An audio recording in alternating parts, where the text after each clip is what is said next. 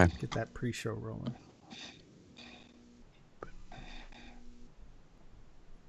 I know why it's not there because I use a different program. All right.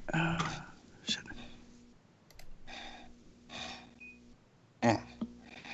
Good to No, know. I forgot to update titles and stuff. Oh, bad. So you're screwing it up for everybody, right? Oh, no.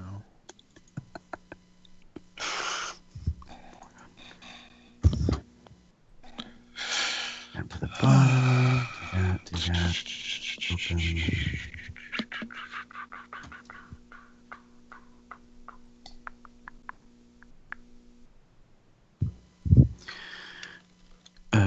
LTAS.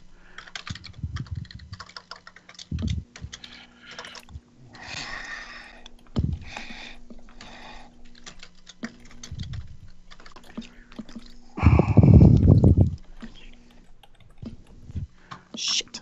Go back.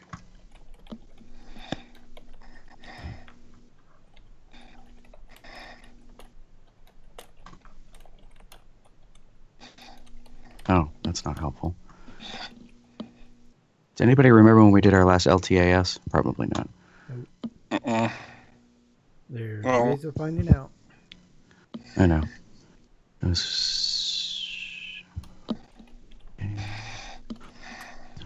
It's TR, TTO, LTAK,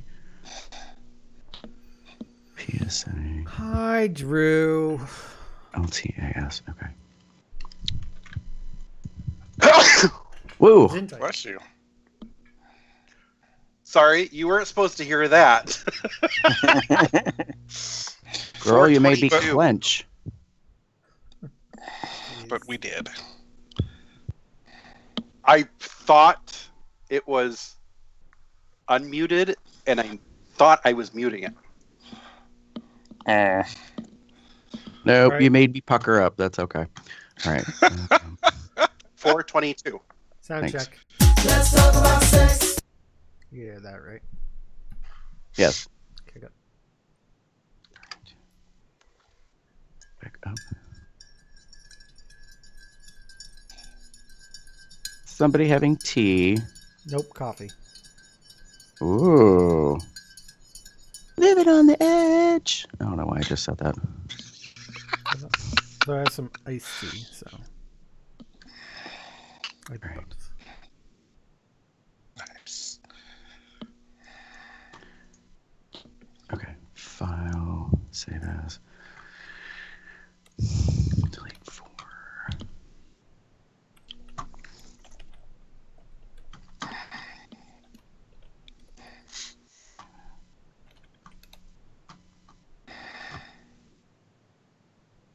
Drag over. Oh. Fuck. Wrong way.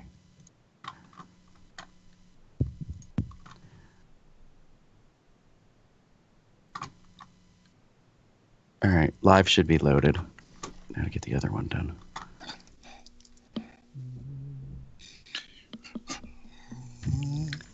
Control C.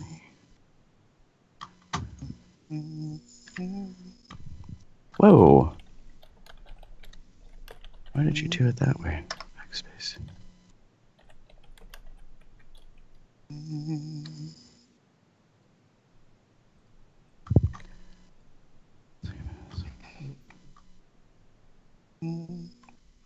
Wait, did I do that right? God damn it. Cancel.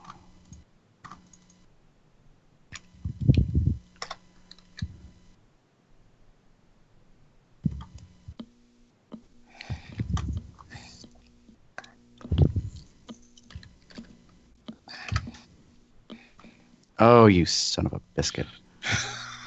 Oh, God. Why would you just make a whole word disappear when I hit save? That's rude.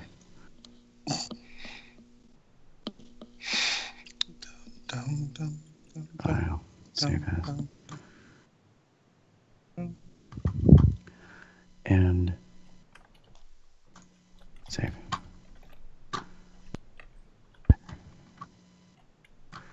All right.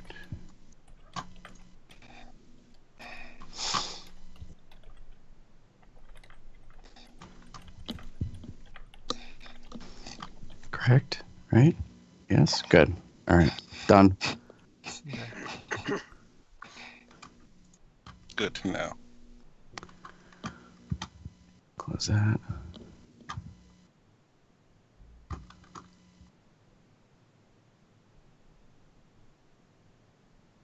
No. No.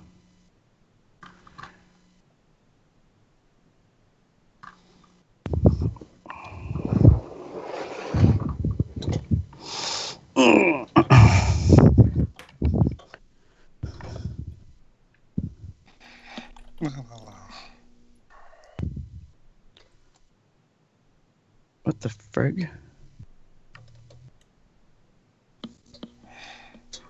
You guys notice any difference in sound quality on my mic?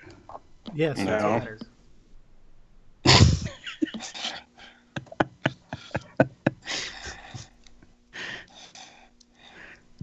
Okay.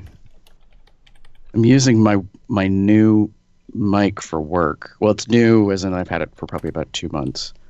I thought I would just test it today and see if it makes a difference. I think it's better. Sure. If you're asking me to compare it to like last week, then sorry, no, don't remember. Just don't know. It sounds different. So. Okay. All right, now are we officially ready? I think so. Cool. Maybe. Yes. I don't know. Yeah, I think so. Chester. Gave it thumbs up. So wrong screen. Thanks, Drew.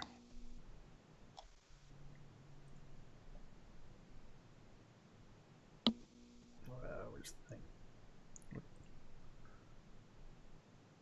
All right, here we go. 3, 2.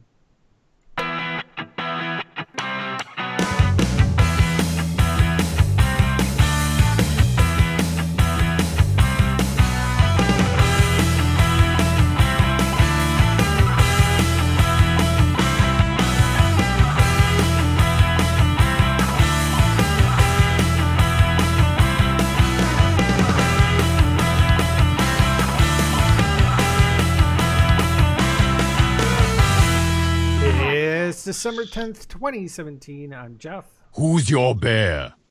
That's right. I am your bear. I'm Damon.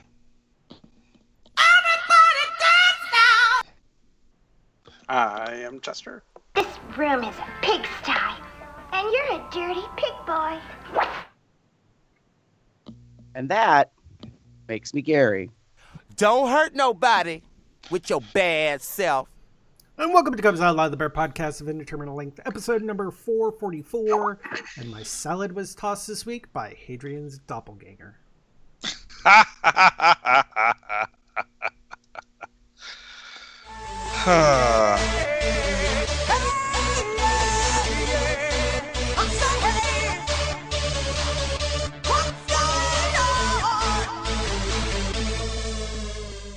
mean, it didn't look exactly like Hadrian, but he really had the Hadrian eyes, and there was just something about him that just totally reminded me of Hadrian. He had a full beard, though, and he's probably a little rounder. Possibly taller, but I haven't met Hadrian in person. So He's like 5'10". Yeah, so probably just a couple inches taller, maybe. Got it. 6 foot. Adrian's tall, but this is coming from me, who's a short shit. So, because when I met him in person at Tidal Wave, I was like, "Oh, I have to look up." Wow. Okay. Yeah, I was gonna say he's about my height. Okay. Yeah, I'm 5'9", so. I've yet to meet Hadrian, so I can't tell you. So I had a first that happened to me this week. I've been living in Austin for about 10, 11 years now. Wait, what? I've had a first happen to me this week. I've been living here in Austin for 10, 11 years now. This is the first time I got super excited because it was snowing. I was like, Oh yeah. snow! I don't know if it's the same mystique of like the wonder of those people who are native Austinites who like Freak out. or just have this like childish glee.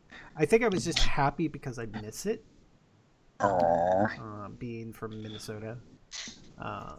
And it doesn't really happen that often. Not that it stayed around. One of the things I really hate about it is that, like, when it turns from snow to what I refer to as snice, which is basically snow and ice, because like, I went out to my car, and it was still there because it was still, it wasn't enough to, like, have it completely melted by, 8 something in the morning.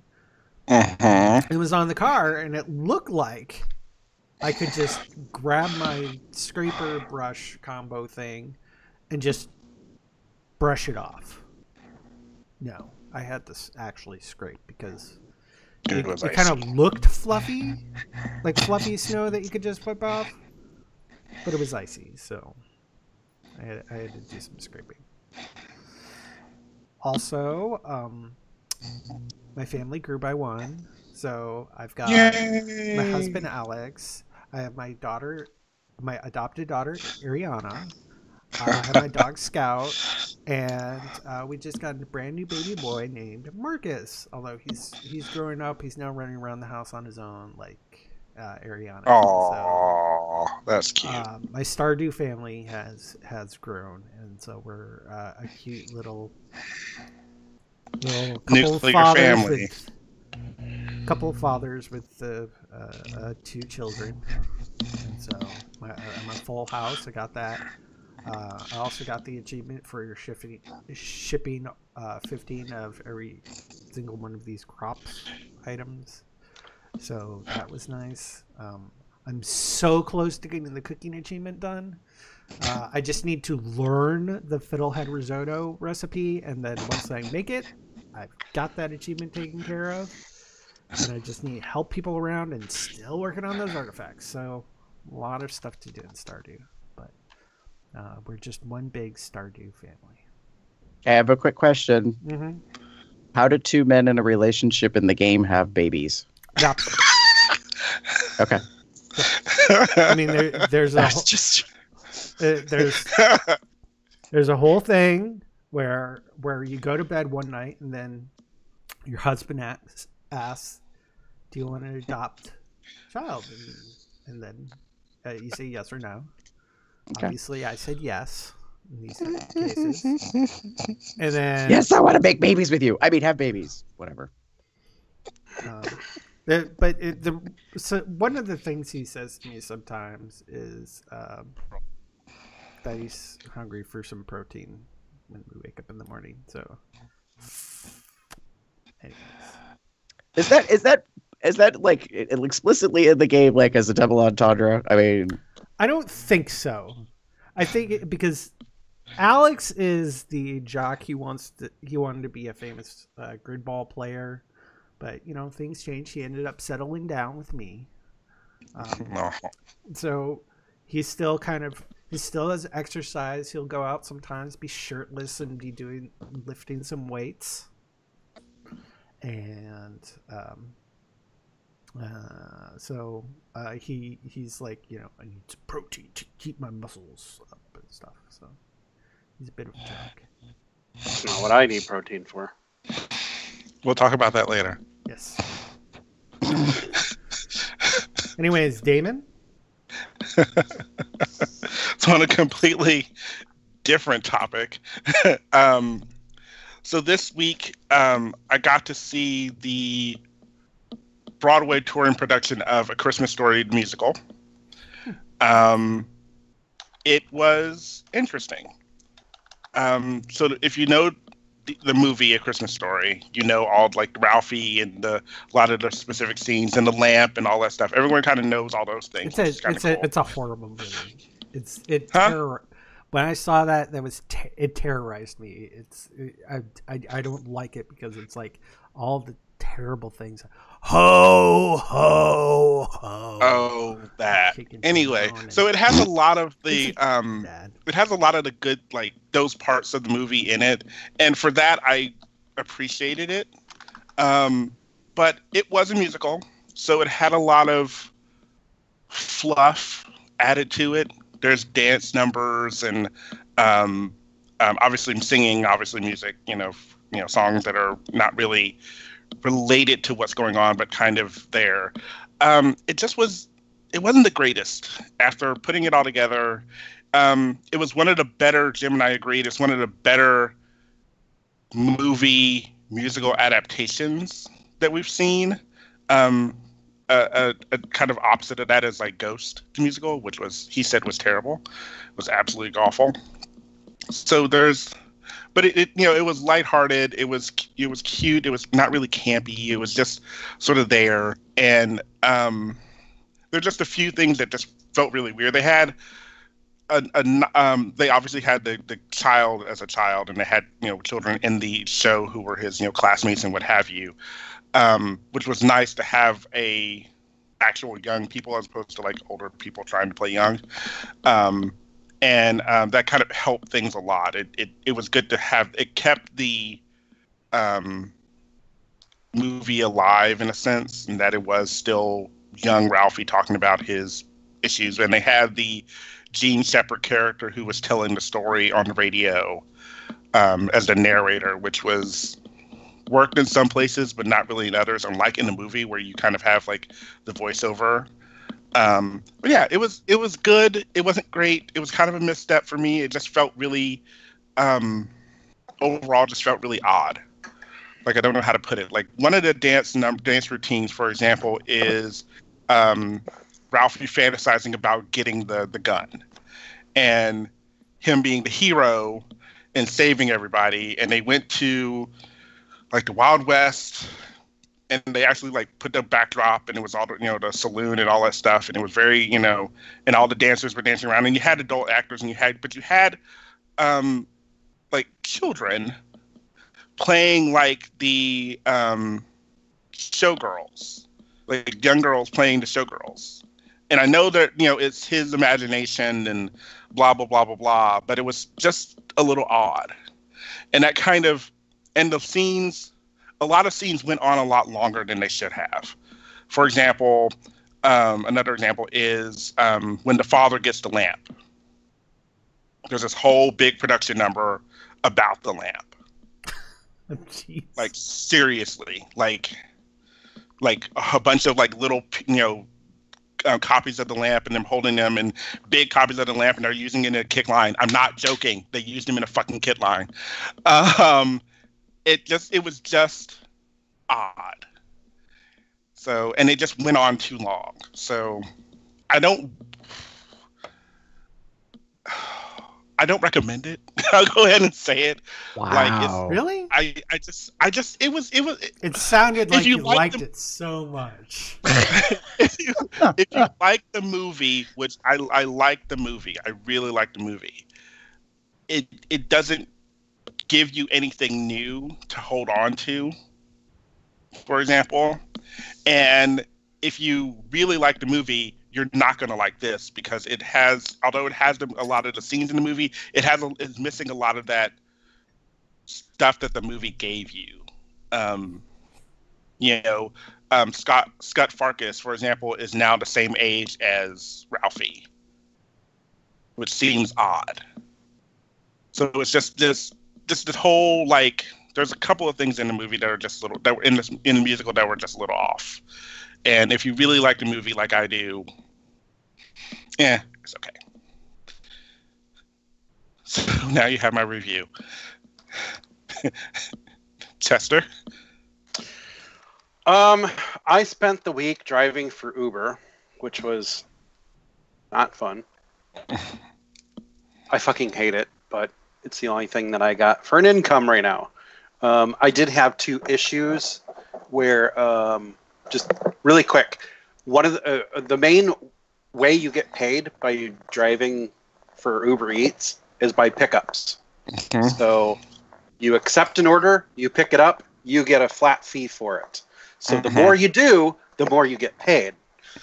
So anytime there's ever a hiccup, like there's traffic or restaurants take forever or you get to the place to deliver it and they're taking a long time to like answer their door or whatever, that's basically wasting my time where I could be out doing other pickups. So anyway, 2 restaurants last week took like 40 minutes for their orders.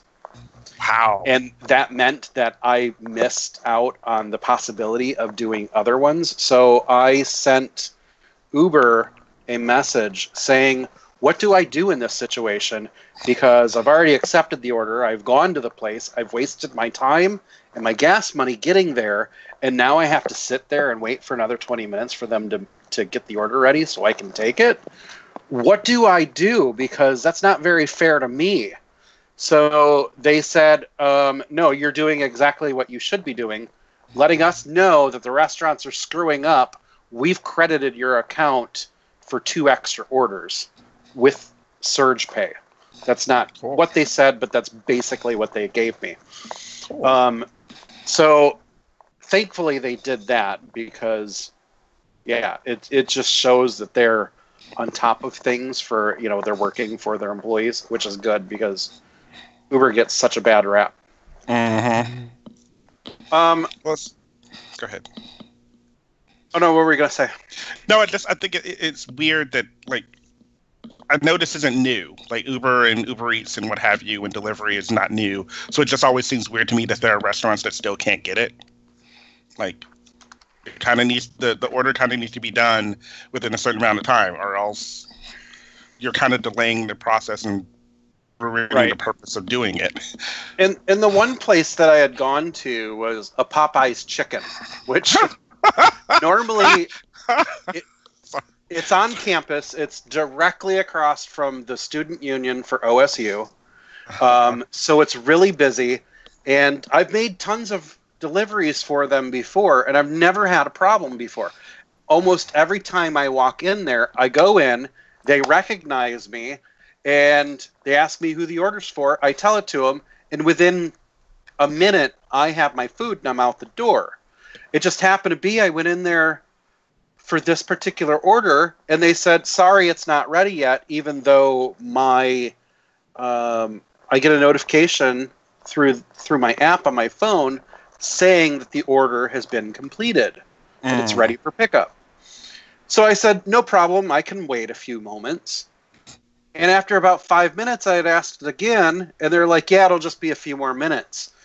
And if a few moments later, I hear employees going back and forth about, no, we made this one. Sorry, it's going to be a few more minutes. Sorry, we didn't make this. We'll get right on top of that. And they're talking in the back of the kitchen. So the girl comes back over. She's like, yeah, they made the wrong thing. It'll be just a few more minutes. Okay, no problem. And at this point, I've now spent about 14 minutes on this particular order. And then finally, I started getting upset about it because it's now digging into my time. I'm working in an area where I'm getting surge pricing, so I'm losing money the more that I'm standing there. And I finally asked the woman, or one of the employees that are standing behind the counter, I'm like, look, can you tell me how much longer it's going to be? Because in my head, I got to make a decision. Do I cancel this and go somewhere else, or do I stand there and wait? And then she turns around and she's like, well, hold on and let me look. And she goes back up, she turns around and she starts going through all these orders and to-go bags in like their heating area. And then she pulls mine down and she hands it to me. And I'm like, are you kidding? This has been sitting up there since the moment I came in. And she's like, oh, I don't know. I didn't see it at first. So, yeah, it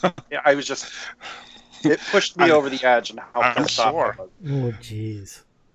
So the reason I laughed so loudly is because the Popeyes near me, when it's gone now, but there was a Popeyes that was near my apartment, and I would go there every time, and literally every time I went, I had at least a 15-minute wait. even though they're making chicken, and that's pretty much it.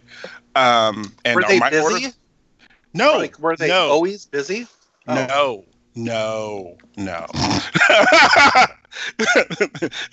Sorry, that's why they're closed. Well, that and the fact that they didn't do so well with they never did well with order every time I walked in, and it's like I would try to figure out when is the best time to go, because I would go for dinner, usually dinner, and I would go, oh well, I can go at 6, and they should, it's a little early in the day, maybe they're not too busy. Nope, still waited, and then I'd go, okay, well maybe wait a little later. Nope, still and it wasn't like I was ordering anything that they didn't already have. It's literally I'm ordering a 3-piece and a side. It's it's something that you should already have made. Right. This particular location, they are always busy. Whenever I go in there, it doesn't matter if they've been open for 20 minutes or it's 20 minutes to closing. They're always jam packed because it's a high traffic area for students to walk by. Yeah. So there's always a ton of people in there. So I get it when I walk in and they're like, hey, you're going to have to wait. We have to make whatever it is that they're making. I get it. Yeah. There's no way to say that we had 10 orders of spicy chicken fingers in the past 20 minutes, so we have to make more. There's no way to control that. So I get it. But for me to walk in there to pick up the order, them to say, hey, it's not ready, and the entire time it's been ready, that's just poor employees. Not well, I know you've done that, and I'm hoping the customer probably got that order, is probably dry as fuck, and ended up, sending in a complaint. Now, obviously, that's not you, that's on the restaurant, but I'm hoping the customer, if they got a good meal or got a bad meal, they also followed up with that too. I'm pretty. I won't talk bad about restaurants to customers or whatever, but I did pick up a pizza the other day where there was confusion when I picked it up. They're like, "Oh, well, we have the medium pizza here, but it has a different name on it and a different order number." And I'm like, "Well, that's not mine. This is the name. This is the order number I need." "Oh, well, maybe we gave it to the wrong one." And I'm like, well, I'm not going to stand here for 25 minutes while you guys make a new one. So I took it and I gave it to the customer, and I'm like, will you please make sure that's the correct order? Because I had confusion at the restaurant, and if there's a problem, contact the restaurant. So true. Okay. Anyway, also, Midwest Bear Fest is coming up. So I'm packing for that, and I don't know why, but I always leave this off to the last minute. I'm still searching for a high-quality marker that will not wash off when I take a shower. Okay, so how many different kinds have you tried? I mean, that's... Well, let's see. Sharpies. There's those ones that your father gave me. All right, wait. I have tried. Hold on. We need to clarify when you just drop that bomb like that, because not everyone listening or watching this show understand why my dad suddenly is like giving you markers for your sexcapades. So let's kind of clarify this for a moment. I don't know of Gary's dad. I've never had sex with Gary's dad. Yeah, so to help step back a moment, all I said to my dad was, hey, do you have any of those good old quality markers that you can get high off of? Industrial ones. Right. I said, because the industrial ones, they used to come in a silver metal body with a black plastic cap. If you're of a certain age, you know what they are. We used to use them in training all the time because you take the cap off and the room starts to fill up with the smell. And yes, you can literally get high off them fuckers. But they also notably were a really great quality permanent marker. So I thought, oh, if we can find any of these old school markers sitting around and they're still good. My dad had 2 or 3 of them. So he gave them to me knowing that I had a friend that was looking for them. Not why, just... So I've given 2 of them to Chester, but apparently they don't work for what he needs. They work just as well as Sharpies. Oh. I put them on. They stay for a while, but the moment that I get in the shower, they immediately fade. I've tried this thing, which somebody has given me before. Again, this one, same thing. I'll put it on, and it'll eventually, like within the day, be gone. So normally when I'm at a run, I have to continually apply the marks, and they just get really, really sloppy by the end of the weekend. Well. So the one thing. Sorry. I'm terrible. Go ahead. Oh no, Keep it's going. okay. I'm laughing too. Go ahead. You're not sorry. Sorry. I'm totally not sorry. Go ahead, Jessica. And there went both of your chances. Oh, harsh. Anyway, continue. Lie. Somebody suggested henna, which I've had henna tattoos. I think that would be a good alternative. The only problem is storage and ease of use with it. Like, I like markers because I can carry it in my pocket, or I can just put it on my sink and be done with it. But with henna, you've got bottles and quills and all sorts of other shit that you have to worry about. So if anybody knows of a way to get henna in the form of a marker, I'm all ears.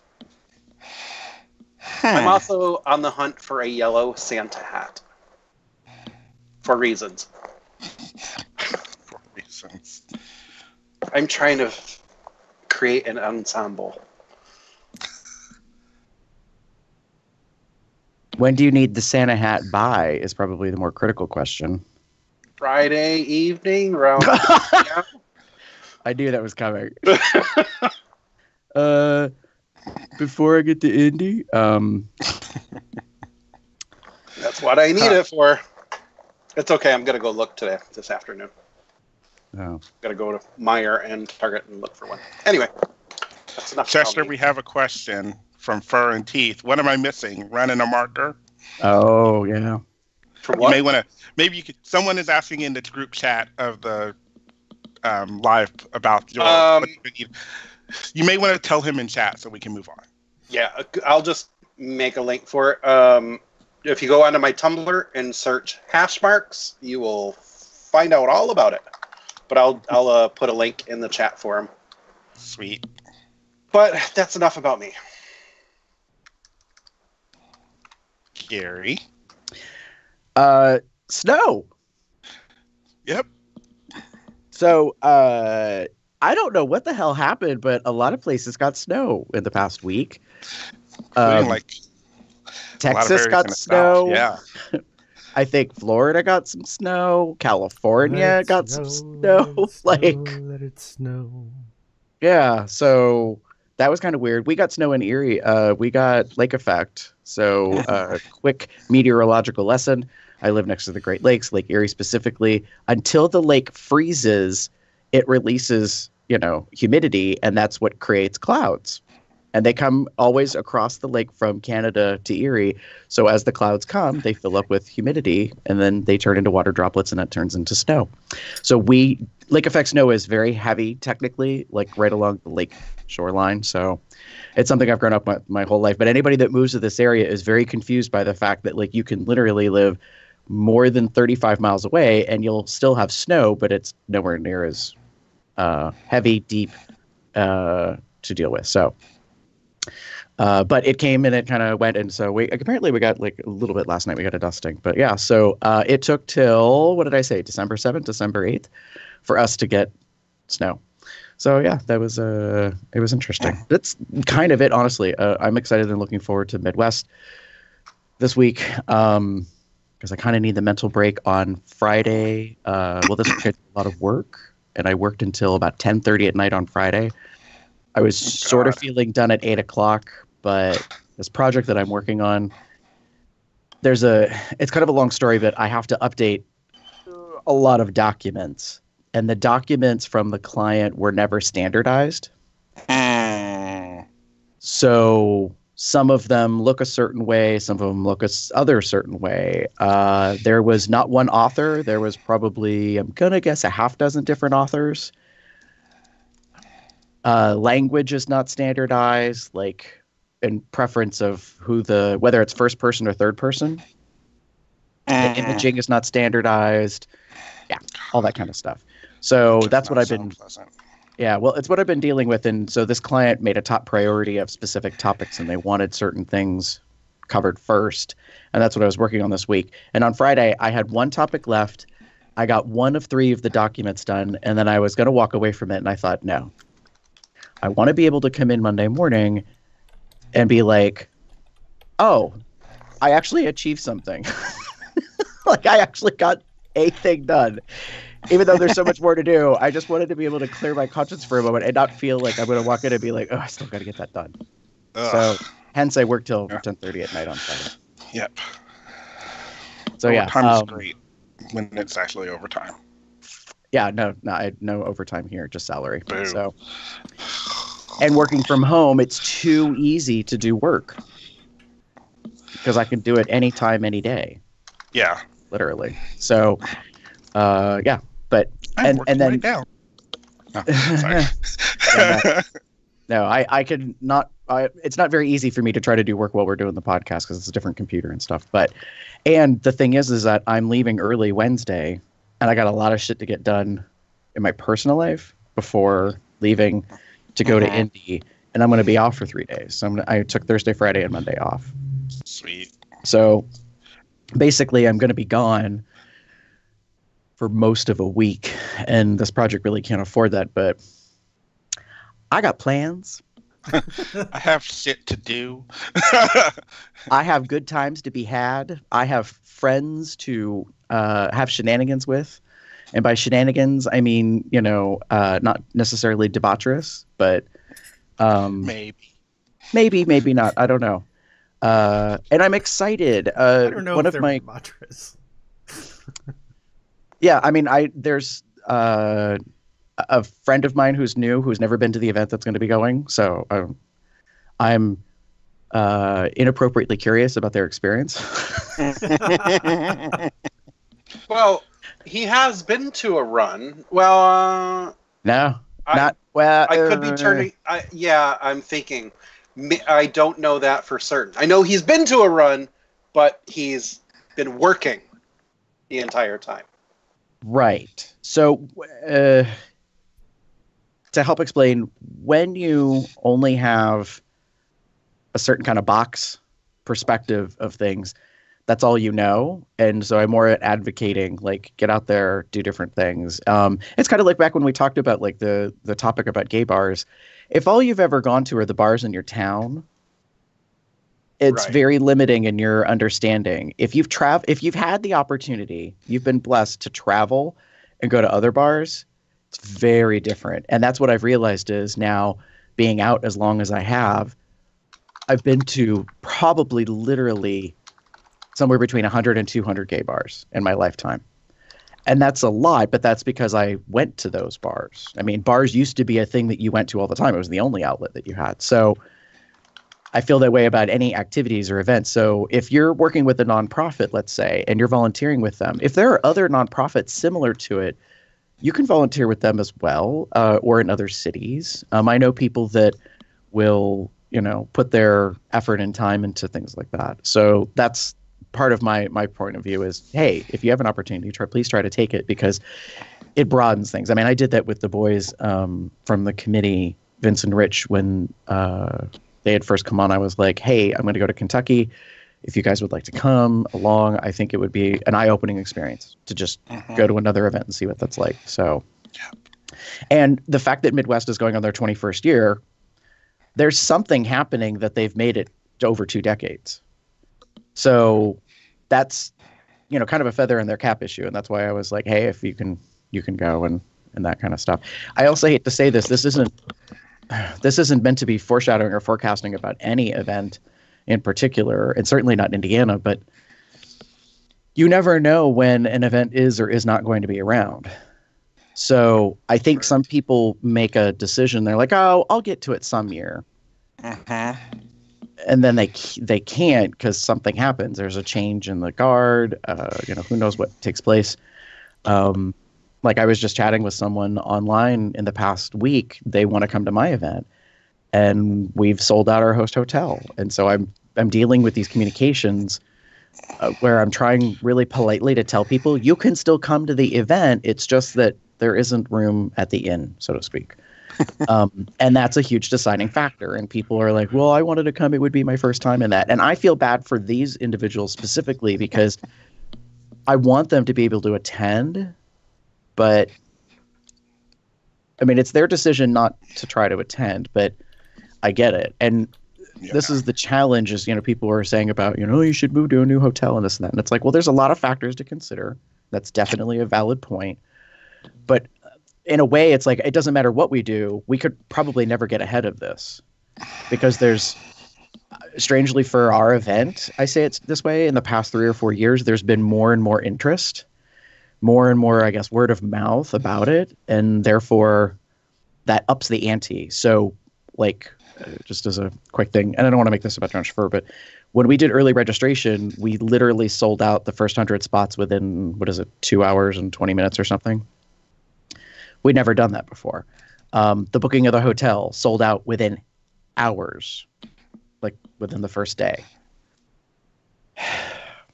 Like, it's funny because I talked to someone who's in charge of a very big event, a very big bear run, and they were about 2 years ago belly aching a little bit. And I said, hey, you know what? Could be worse. Instead of dealing with selling out hotels and selling out packages, you could be in the other end where you're like, oh my God, I'm not selling enough. Like, I don't know if we can really put on the event because we don't have enough for the budget. We don't have enough for this. So, yeah. Anyways, I'm looking forward to being able to get the mental break and be able to go to Indy. And I get to see you guys. So, yay. Awesome. And I think that there are surprises in store. We don't know quite what they're necessarily going to be yet. I'm trying to brainstorm an idea of doing pudding shots. Pudding shots? Yeah, they're like Jell-O shots, but they're made with pudding. Pudding. Oh. Mm-hmm. I've never heard of pudding shots before. I just read a recipe for eggnog shots. Yeah, I just saw that myself, and that got me thinking, ooh, maybe I could do eggnog pudding shots. Well, the eggnog shots, interestingly, are eggnog Jell-O shots. Yeah. Wait. I know. Well, so, anyways, yeah. So there's things abounding afoot. That being said, for those of you that are listening or are going to watch before Thursday this week, Indianapolis, I could double check the calendar. Thursday, December 14th, 9 o'clock in the atrium at the Host Hotel for Midwest Bear Fest. Chester Damon and I are going to be there hosting a little social. There's going to be food. There's going to be drink. It is not going to be a bear buffet, so everybody calm the hell down. Well, food-wise and drink-wise. Buffet happens after. Yeah, well. So yeah. And Chester, I forgot a total sidebar. We need to work on the other thing that we talked about. The thing we were talking about earlier too, or mentioned? That too. Yes. Maybe? Okay. Okay. So yeah. Anyways, let's get on with the show. We gotta get through some other stuff. Let's go into this. Now, whoever thought we'd be doing commercials? I know I sure as heck didn't. Being that we're a smaller scale podcast, we don't have advertisers knocking down our door to give us money, and that's okay. Which is why we want to take a moment and tell you about 2 really great ways you can support Cubs Out Loud. Over the past 9 years, COL has produced hundreds of audio episodes, and now we have matching video episodes for you to enjoy. This year, we introduced the new COL logo and launched our new merch store over at Zazzle.com/CubsOutLoud. Or you can also use the COL merchandise link on our podcast website to pull up the online store. Here you can take a look through a range of products, including t-shirts, hats, poker chips, underwear, backpacks, and various other things with the COL logo on them. And keep an eye out for new things to be added based on your interests and requests. We typically can be found showing these great items off in the video stream of our shows. Also, to help with our new format, we're doing YouTube video shows that help create the audio version. We have a GoFundMe campaign underway at gofundme.com/COLstream. This campaign allows us to afford upgrading the PC that Jeff uses to produce our shows. Plus, a better computer means better quality streams. And thanks in advance for not only listening to Cubs Out Loud, but helping support the podcasts too.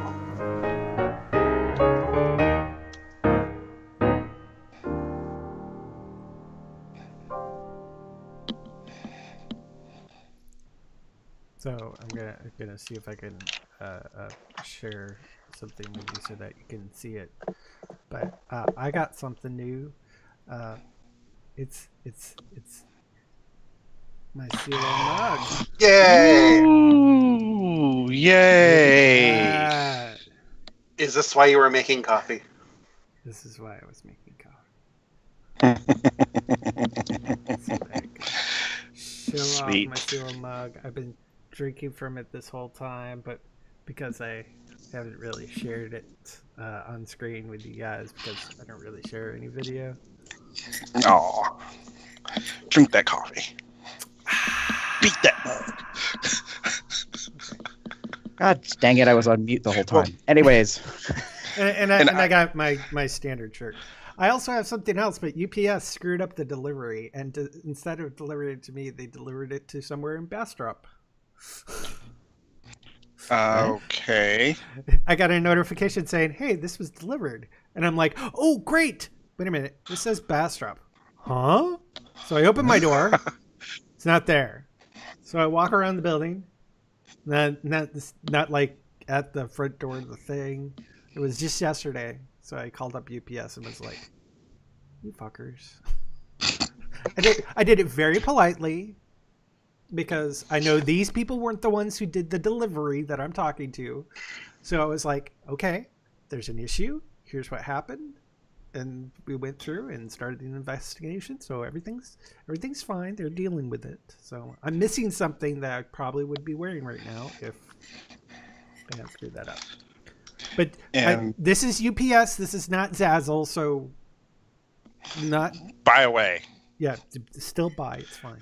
Anyways, moving on. So I have actually a new shirt as well, which has the old COL logo on it.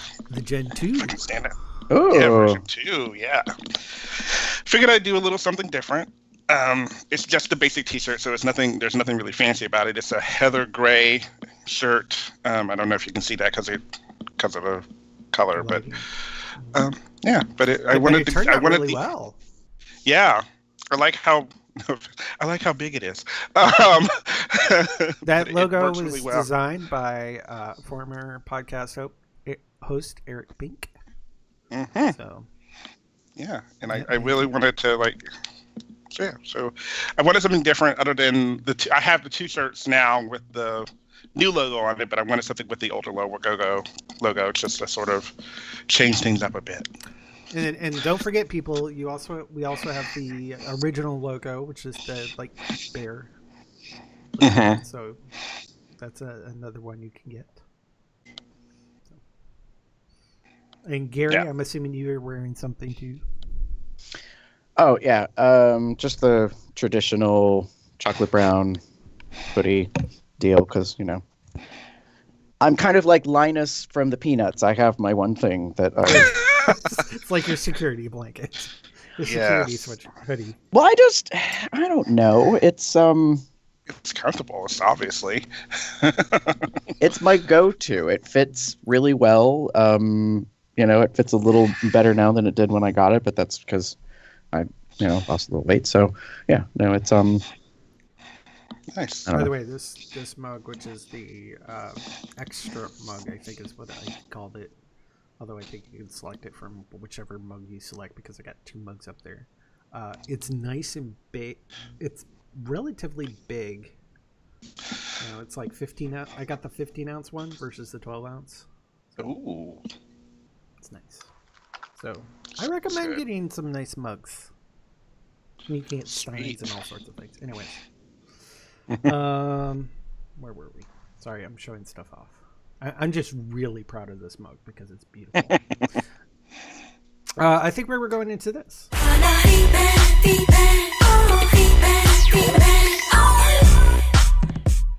Gary, what's been going on over in Facebook land?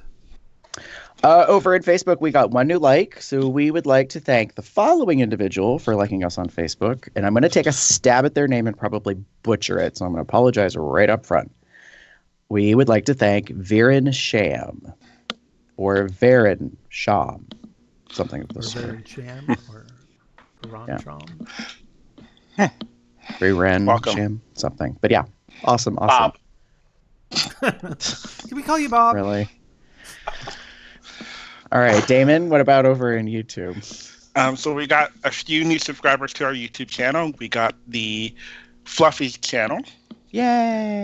Chubby User, Carlos Cruz, and Arrow Dragneel Productions. Who happens to be in the chat, or was in the chat. I'm not sure if he's still there. But... Oh, cool. The Fluffies channel is two guys that are a couple from Toronto.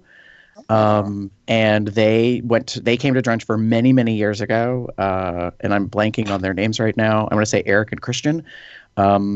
If I put it together correctly, Christian is originally from Brazil. And so they travel out and about and do stuff. And so, yeah, I was happy to see. I recognize because they're known as the Fluffies. So I was like, yay. Very cool. The Fluffies. Over on Vimeo, the much not used Vimeo, we got liked by Bowden Rob. Bowden Rob. So, does anybody quiz time know who Bowden Rob is? I know who he is on Tumblr. And I'm be right back. Okay. Chester's going to Tumblr to see who Bowden Rob is. I do not follow Bowden Rob, but he's pretty popular in circles where people look at videos, mostly pictures of people one-handedly. And he, interestingly, if you know his story, he's a gentleman that has really transformed his body. He was a small-framed individual, and he worked hard at going to the gym and modifying it. So now he's, interestingly, very popular. Not quite in a noodles and beef kind of way, for those that are familiar with who that is. But he has gained a lot of following and some self-confidence from deciding to focus on himself. So if you ever see some of his old photos, it's really quite interesting to see the transformation. And so I was excited to see that he followed us on Vimeo, even though we don't really use that platform very much. So hey, it's something. Nice.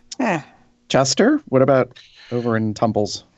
PR Queer, Bear Cub 74, and this one, Top Cub in the Mountains. Interesting name. Now, I haven't delved very far into it, but if you go to his site and you could put a little description, a little blurb, it says that they live in Duluth, Minnesota. So I think I might know who it is. Oh. Okay. I think it's one of Evan's best friends who happens to look strangely like Evan. They could be brothers. That's how that's how close they are in doppelgangerism. Oh, wow, that could be a interesting porn. If that is who I think it is. Yeah. Anyway, that's it. That's the three we've got. Yeah, I also had a little chat from Curves and Crevices. He said, just wanted to say thanks for your work on COL. I'm really appreciating the After Dark on the podcast featuring the pre-show recordings. You all are so affable and it's great fun. Yay. Hey. You know what? I just noticed we have something. Do I have the thing? Maybe. It's been so long. I don't have it. I think I lost it. Hold on. Producer sleep at the wheel. No, I didn't realize this was here, and it's been a while. Where It has is been it? a while. I don't know. I don't know. So this is where we need filler music. Do do do do Yeah. do do. It's not Jeopardy. My name is Viren Sham, but you can call me Katya. I don't know why that just popped in my head. Wow. Ladies and gentlemen, please welcome to the stage Curry in My Hole. Now, that is an inside joke to a Facebook comment thread to a post for somebody that's been a guest on our show. Anyways, here we go.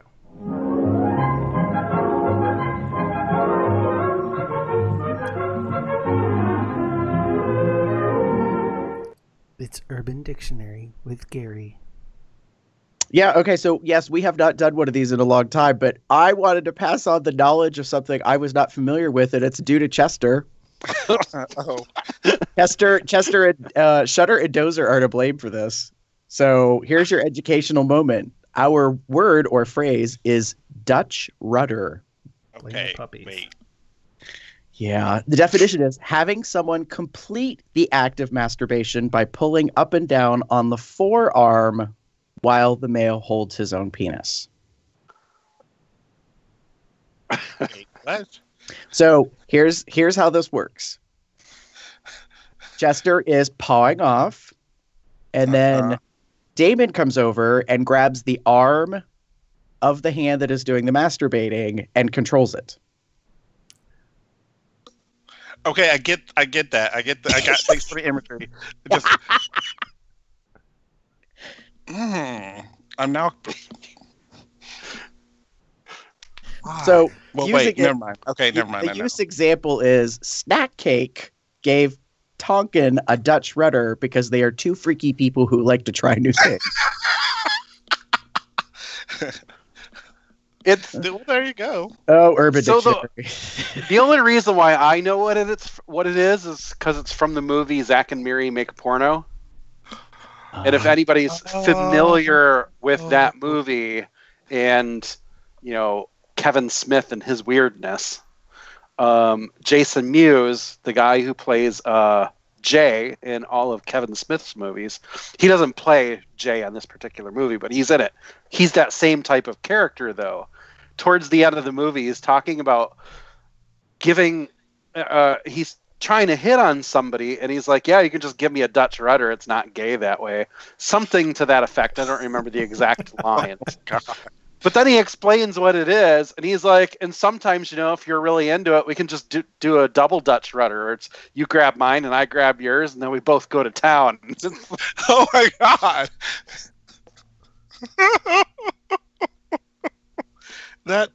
Okay, I got it. It's like one of those things where you always have the dominant hand when jacking off, and you're jacking off with somebody, but you want to do something with that hand to who's next to you or something, and then somebody else can just take your non-dominant hand and you can just grab on while somebody else does the motion, because sometimes it's hard to jack off with your non-dominant hand, so it can be pretty helpful, I would say. Maybe. So our Urban Dictionary term has nothing to do with this week's topic, but I could not help it because I don't even remember if it was Tumblr or Facebook, Chester. No, you sent both of us a message, like a group message with a Cyanide and Happiness comic. Yes. And it was a guy asking his friend, which hand do you masturbate with? And the other guy says, yours. And the next strip, you see him jerking him off with his friend's hand. Oh my And that's when I put, well, Dutch rudder is my kink. Oh my god. So I said that to you and Dane just because of your pervy best friendship, so to speak. I thought if there are two people that I know that would do this for, like, no offense, shits and giggles, like just silliness, it would be the two of them. And so you pretty much confirmed that. But then I was like, what the fuck is a Dutch rudder? So I had to go look it up. So because I didn't know. I was like, And I've never now even... you know. Yeah. Dun, dun, dun, dun. Oh, and as Doe Guy says in chat, it's only gay if the balls are touching. What if you only have one? Well, it's technically balls. Well, It's you'd just be one touching ball. there, one ball so- There has to The be at balls least two. touching. Got it. Yeah. Two nut in sacks. total between the two. Okay. There we go. Anyways, Not gay, not you know, gay, I think we already not are, gay. but For those of you who are only listening to the audio version, you are missing a lot of visuals right now. okay. Oh. Moving on. I guess we're moving on. Sure. Okay. So we're talking about sex, but what specifically are we talking about dealing with sex today? A long Gary. held off topic for a long time. I and it's not- swear to God, I feel like we talked about this too. But when I looked back in the archives, I couldn't find a single thing, and I'm like, wow. Well, maybe we're all just a little uncomfortable. Uncomfortable. Or at least two of us may not be very familiar with this topic. At least two. Continue, Gary. I'm trying to figure out what two you're talking about. I'm like, Well, at that's least half of the Damon and I. four. Oh. Well, then maybe you'll get a learning today. I know. I don't Yeah. know. This is a. I'm going to learn something today. Education. So Damon and I will just sit back, relax, No, I won't. and be like learning what to feed our bodies. So today's Let's Talk About Sex topic is Now bottom. I turned this into a gainer thing. I don't know. We're feeding our bodies. I'm not into feeding, but I'll give you a couple Krispy Kremes. Oh, Shove my dick in your throat.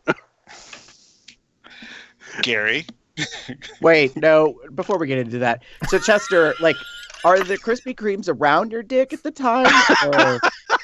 That's what I'm always trying to figure out. If that's what they're into, and as long as they're really good about Is it sucking kind of all that similar to the icing whole off, I'm okay grapefruit with it. technique? Oh, great for. We have talked about food and sex before, and you guys know how I feel about that. It's not something I'm necessarily into, but if that's what they're into, I'm okay, as long as I get done and I'm not a sticky mess. That's because we clean up afterwards. Well, all right. Now hold on. Or Like, we clean up in this the is a in the different middle kind of it. sticky mess. Yeah. Right. Yeah, because I think you don't mind being, a sticky mess. But what is going on? I don't understand. Drew said, "Not it." Not it. What? I don't know. I don't know. Maybe not it and the ball are touching thing. I don't know. Okay, so- Anyway, So the here is the name of the topic. If you haven't guessed already by looking at the title of the show, bottom friendly foods. Or, as we lovingly refer to it amongst our run committee, BFFs. yes. Um, Not best friends forever. yeah, no. So, Well- funnily enough, when we plan our event, this topic comes up every year because we plan the meals that the hotel caters as well as other meals. And sometimes a food is brought up or a dish or ingredients in a dish, and someone says that's not bottom friendly. That's not a BFF. This dish has corn. Oh. My all-time favorite is chili. No. Not BFF. Not bottom friendly food. So, but here's kind of what it comes down to, because that's like sort of I'm almost crying. it's one of those running jokes about when people go to bear runs, what their diet consists of or what they will modify it to. And I've heard all sorts of different things over the years about what people do like and what they don't like. I think there's a lot of confusion and misnomers about how there's perfect foods prior to bottoming. So I want to kind of put this disclaimer out there first. What we talk about is going to be in generalities, and every person's body is different. And that's important to know because I know individuals that process their digestive system at a very extremely fast rate. In most cases, the average length of time it takes from when you eat until you excrete, so to speak, is about 18 hours. And the reason why the timing is important is because it's this simple, kids. Whatever you put into your body is going to get broken down, and whatever the body can't use is going to leave. Yeah. So I think one of the things that people don't realize is you might want to put a little bit of planning into what it is that you're going to be eating. Uh-huh. That being said, I think it all comes down to one basic thing when it's food and you're planning on bottoming, or you think you're going to bottom, like say because you're going to an event, yeah, maybe play involved, you might kind of think ahead and be like, oh, like, what helps, what doesn't help. And there's one magical word that comes up consistently. We have 4 articles that I've linked. We're not going to talk about all of them, but a little bit of information out of some of them. And over again, the constant theme is the word fiber. Now, we're not saying that you have to eat a bran muffin every morning, or go chew on some oats. But oats. Yeah. Anyway. Wait, what in the heck? I got totally distracted. It's okay. It's okay. Okay. So there's fiber is a big deal because there's 2 different versions. There's soluble fiber and insoluble fiber. So to help kind of explain, I almost made a pun, but I didn't. To help explain the difference, soluble fiber gives what's called fluidity. This way you avoid constipation and you won't end up with hemorrhoids. It also helps avoid flatulence. Flatulence being gas, air that travels through your system. So soluble fiber absorbs water and swells while it's going through. It also inhibits sugar and lipid or fat absorption. Basically, it keeps things moving without stuff becoming dry. So some examples would be like peas, dry fruit, oats, nuts, fruits such as apples and bananas can be really good sources of soluble fiber. Insoluble fiber, the other kind, does not absorb water, and they accelerate the work of the intestine, also avoiding constipation. So vegetables, wheat bran, cereals, soybeans, white grains, or whole grains can also be an excellent source. So in a way, what you want is a mix of the 2. You don't want solely one versus solely the other. True that. Hey, while we're discussing fiber, I just want to point out that Dr. George from Australia, he made a post on his Facebook about Truvada's interaction with things like Metamucil. So if you are somebody who takes fiber pills, the kind that gel when they get in your stomach, be aware that has a bad drug interaction with Truvada. Bad is meaning it stops Truvada from working. So I just want to put it out there that if you take Truvada and you take fiber, look into that. Yeah. Chester, can you add or find the post and put the link in the doc so we can cross-reference it? I didn't pay it full attention to it. I knew that he had put it out there. I didn't realize it was quite that drastic. What I'd be curious to know is if you take it with Truvada, or if you take it naturally anytime. Do you know what I mean? Like if he said something about when you take them, somewhat together. Okay. But if you spread it out over if you take your Truvada at night before you go to bed, by the morning you're fine. Right. Which makes sense. So what Dr. George is talking about is if you take not necessarily Benefiber, but a Metamucil style base, I think it is. Just so you know, those two main brands, I'm not buzz marketing, but one uses a wheat base fiber, and Benefiber is the one that typically has no taste, has no flavor. You can put it in water, whatever. Like nobody really knows what it is that you're doing. It comes in big, things of powder. You can get in individual packets, all that kind of stuff. Metamucil, on the other hand, which people are familiar with in the U.S., has typically like an orange kind of smoothie flavor. Sometimes you think of along with Citrusel. It doesn't have to.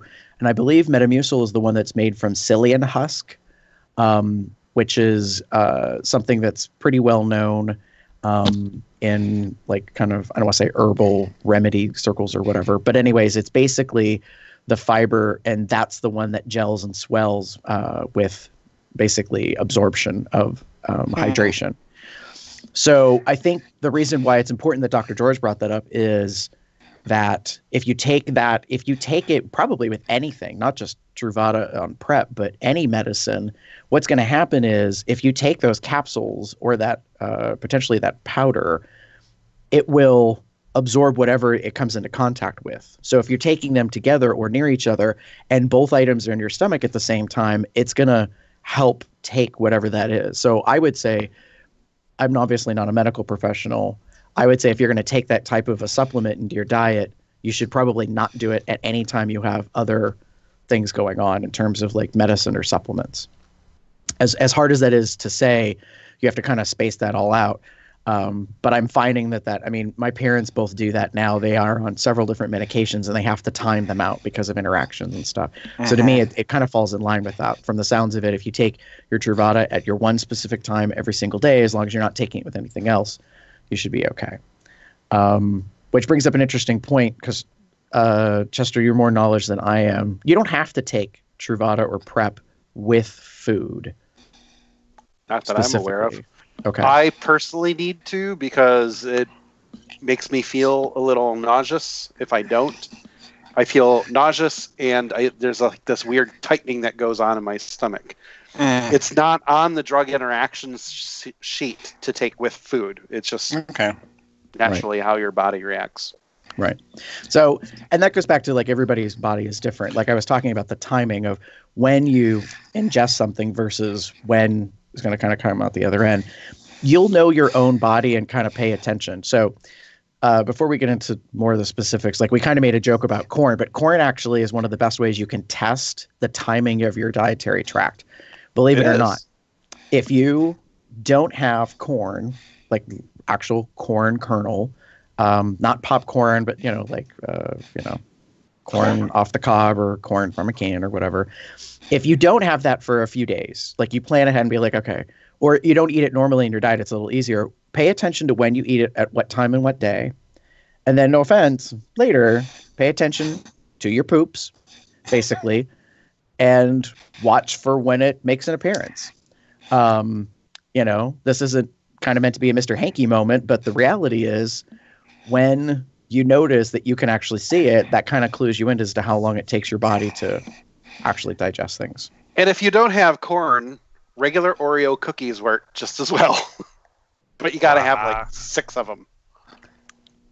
What, like 6 sleeves? No, fatty. Just 6 individual Oreo cookies. Like 6 cookies. So how does that work? What are you watching for when you have 6 Oreo cookies? Yeah, I've lost on this, Chester, because I've never Oreo heard of this. cookies are black. They're a darker color, so and they come out black. Oh, got it. Okay. Awkward, but got it. Well, that's also could be said for blue foods. So let's say you have a whole bunch of like blue ice cream, or you get a blue raspberry slushie from like a convenience store, most likely, or a food court. the dye in that blue drink will affect the color on the other end. So you'll notice that there's, at least I think in most cases, a rather greenish kind of effect. Same thing could be said actually if you eat a lot of spinach, things of that nature, or if you eat leafy greens that don't necessarily break down as easy. Most people, when they prepare kale, will take the stems out, but that may not always necessarily be the case. Collards are not necessarily easily digestible, or fully digestible is really what I meant to say. So there's things of that. So the whole point of this part of the discussion is, once you kind of know your body's rhythm and you can pay attention to when, you take something in versus when it comes out, you can have a good average. Now, the reason why the average is important is because now if you're thinking ahead and you're like, oh, hey, I'm going to be a big pig at this event and I want to, make sure things are pretty good overall and not have issues, then you can start planning ahead, whether it's a couple of days or a whole week or whatever you decide to do. And I guess I should have said at the beginning, this is all just general topic discussion. We are not medical professionals. We are not telling you what to do. You're going to kind of make your own decision on this stuff. But it's been a topic we've wanted to discuss for some time. Finally, I was like, you know what? We just need to talk about it. We just need to to kind of push through. So Sorry. once you get your body's rhythm figured out, then what? So then basically you have to make a decision on what you want to eat and what you don't want to eat. Fiber obviously will give you regularity, which is key because there's two basic types of bottoming. I don't know how else to explain this. There's bottoming, which is standard or regular, I guess I'll call it. And then there's a little more what I guess I want to call extreme. Extreme. And the reason why I put it that way is when you prepare to bottom, which you should actually clean yourself out. You should douche. And if one of you guys can look up, we have a show that we did quite some time ago with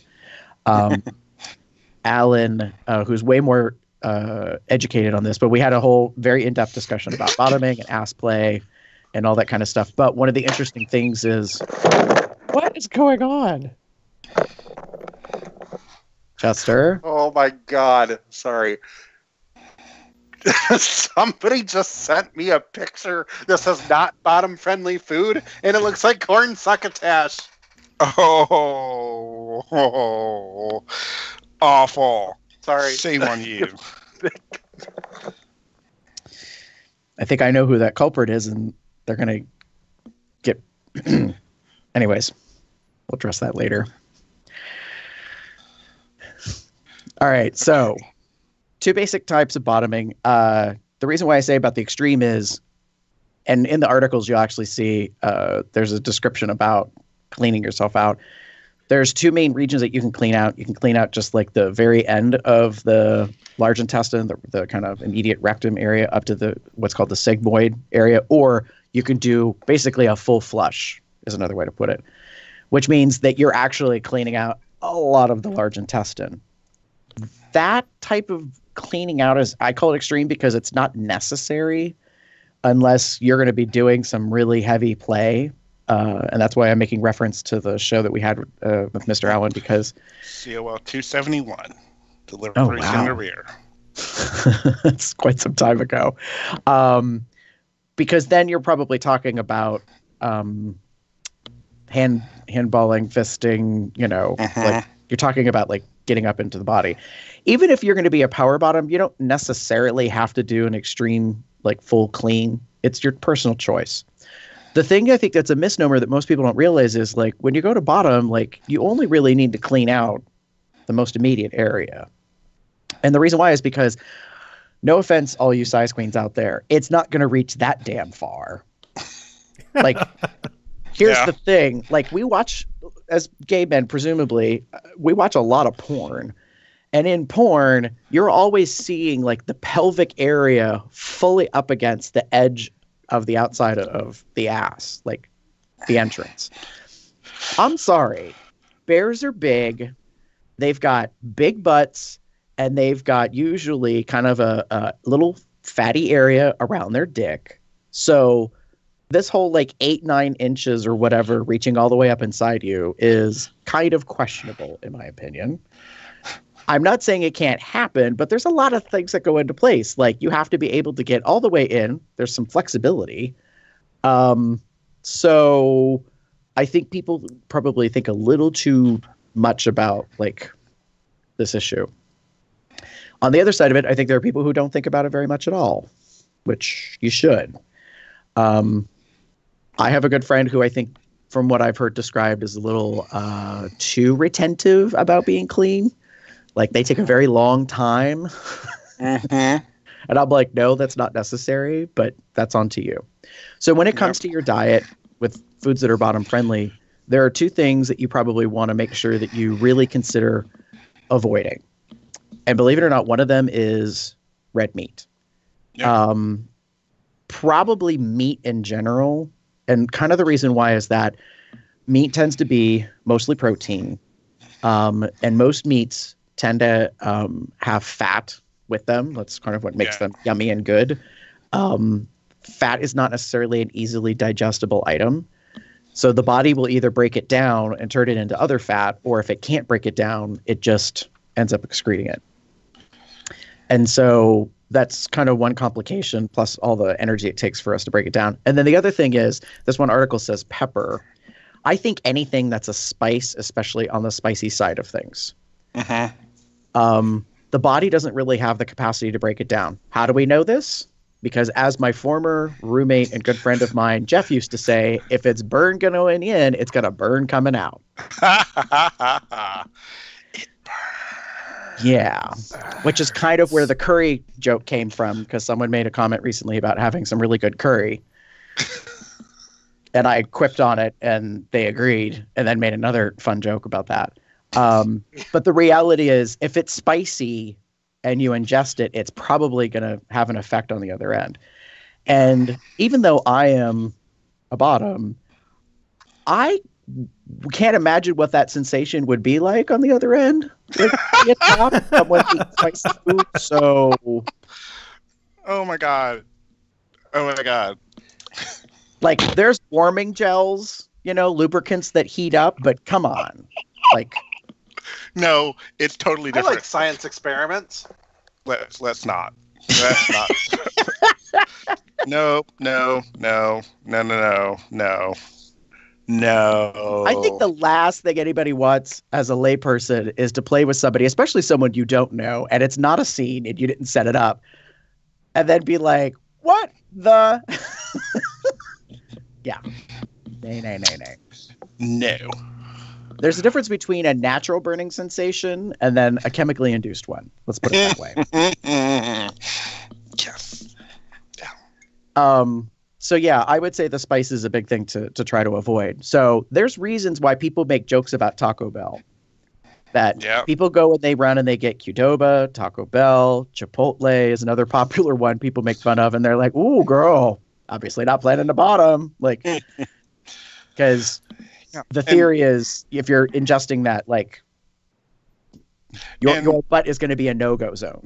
And also think about it this way, and this is the other kind of thing, the more dietary thing is things like rice and like tortillas and stuff like that are carbs. Carbohydrates break down very easily. They break down quickly. That's why most diabetics can't really have them, because they break down and they become sugars. So you have to always be careful about that. And then if you're a bottom, again, as with with foods, if your body's not going to use it, it has to get rid of it, and that's how it gets rid of it. So if you're, and I'll go ahead and say it, if you are a larger person, you have a lot of carbs, then your body's not going to be able to take all of them. It's going to get rid of them. So you have to be careful. Again, timing is a really big, important part of this in regards to any foods you ingest. So definitely be careful about, if you're going to do this, if you're going to bottom and you want to be clean, then you definitely want to time when you eat, how full you get, and how long it is between that time and when you want to play. I personally wouldn't recommend eating something that will digest very quickly so soon before doing any kind of play. It's just the way it is. Right. I'll also kind of put this little footnote out there. I know some people who I guess are probably I don't want to say more practiced, but they hear things on the internet or rumors or other people talk about it, and so they try different things. Mm-hmm. I would be extremely cautious about taking over-the-counter items to help in this area. By that I mean items that will help you either bind up or the opposite. Oh, so, yeah. Like, yeah, I've heard. Go ahead, Chester. I've heard people will go on, what is it called? Imodium. They'll start taking Imodium a few days before a run. Oh. And while they're there, they take mass amounts of it. That's not good for your body. Oh, girl, no. Yeah, so I've heard of that, where people take products like Dulcolax, Imodium, that kind of stuff, because what they're trying to do is make sure that, everything's flowing, I guess is the best way to say that. I get that, but like Chester said, that's really those chemical products that are man-made are meant for very specific reasons. It's kind of like we learned from when Mr. Allen was on, I think douching, like to clean yourself out is good, but the products you buy over the counter are not meant for what we want to use them for. Yep. So, like, everybody makes a joke about, getting Summer's Eve or whatever. First of all, no, that is for a vagina, not for a rectum. No. And then when you go and buy a Fleet enema, be aware that it has chemicals in it on purpose to unconstipate you, not just to clean you out. This isn't, I'm going to be whistle clean. This is, no, you put stuff in there to agitate basically your internal lining to make you evacuate. Yeah. And actually makes you more raw and susceptible to issues. Yeah. Fleet enemas actually are, I remember watching a Watch the Safe Word thing about this, is that they actually do have, like you said, they have a laxative in them. So if you're going to use that, yes, you can use the bottle, but when you get it, pour the liquid out and then fill it with like some warm water, as opposed to filling it with like anything else, and maybe clean it out just once before you, so you can get all the chemical out. That sucks. That's the worst thing. And and I'll mention this as a top, you don't want to do that, especially with the Fleet, right before either, because you're not going to get everything out. I'm sorry. And if you use a Fleet and you don't use like warm water instead, it doesn't make things better. It actually kind of makes things worse, because you've got all that liquid and then you've got all the chemicals, and sometimes those chemicals react in the middle or during, right? And it's not a pleasant experience for either person. And so, right, the big thing is, when it comes to bottoming, topping, everybody wants to enjoy the experience. Now, what I find interesting is there was an article that I read, and I don't think I ended up linking it just because I felt that it was a little too on the nose. I think it's Davey. I can't remember what his last name is. He's pretty popular. Yeah, he's pretty popular in social media. He gets asked about this all the time, and he basically was like, listen, just eat a regular fiber diet, daily, you'll be fine. Like, he's like, I'm not going to run through and tell you what you should do and what you shouldn't do. He said it comes down to this. Oh, and by the way, shit happens, which, like, that was basically what it was. It was like 1.5 paragraphs. It was really short. And he was like, just get used to it. Like, you're playing with an area of the body that excretes things. So get over it, that like something might happen. And I understand where he's coming from, but I didn't think that was helpful to the topic. So the reality is, if you have a diet and you know how your body operates, you don't need the other products. You don't need to go on the Imodium diet or whatever right before an event. I know people that strategically plan their food on purpose so that they don't have issues. Like, I've heard of people actually eating a lot of protein, especially like meat and cheese, because they know that it binds them up. And this is, in my mind, a little backwards thinking. And this isn't meant to be a criticism, but I don't agree with this. So the concept is I eat a bunch of this. My body takes time to absorb it, to digest it and break it down. And it kind of backs things up. So in a way, I'm slowing down my digestive process. So therefore, like over the course of a day or 2 days or whatever, I can be as picky as I want. And I'm not going to have any issues because everything's taking a lot longer to move along, so to speak. Interesting. I don't know how I feel about that. I personally don't. Yeah. Again, that to me, that's messing with your body. Like, what are the good things? Oh, gosh, sorry. So, one of the good things about our bodies is we process things. You know, there's a natural process to it, and that's why you do things when you do. And it's good to remain on a consistent, quote unquote, waste removal schedule, as it were. And to not do that, you're keeping your body susceptible to stuff that's in your waste. So really, really, really, really be careful about that, because I mean, if that's your decision, if that's your choice to make, then by all means, it's your body. Do what you want, but understand that you may be putting yourself in risk for things. Right. So one of the things that can help you, not only in your general diet, but also when it comes to bottom-friendly foods and like creating the regularity and that kind of stuff, is there are foods that are good naturally in your diet. And what it is they actually help give you what we hear in the media all the time about is your probiotics. Now, you can take a supplement. You can go to the store. I actually see it one of the local stores. We don't have Whole Foods or Trader Joe's here, but we have a store chain that has refrigerated cases in the, I'll call it the better health section, where everything's, gluten-free and, all the rest of that jazz. Yeah.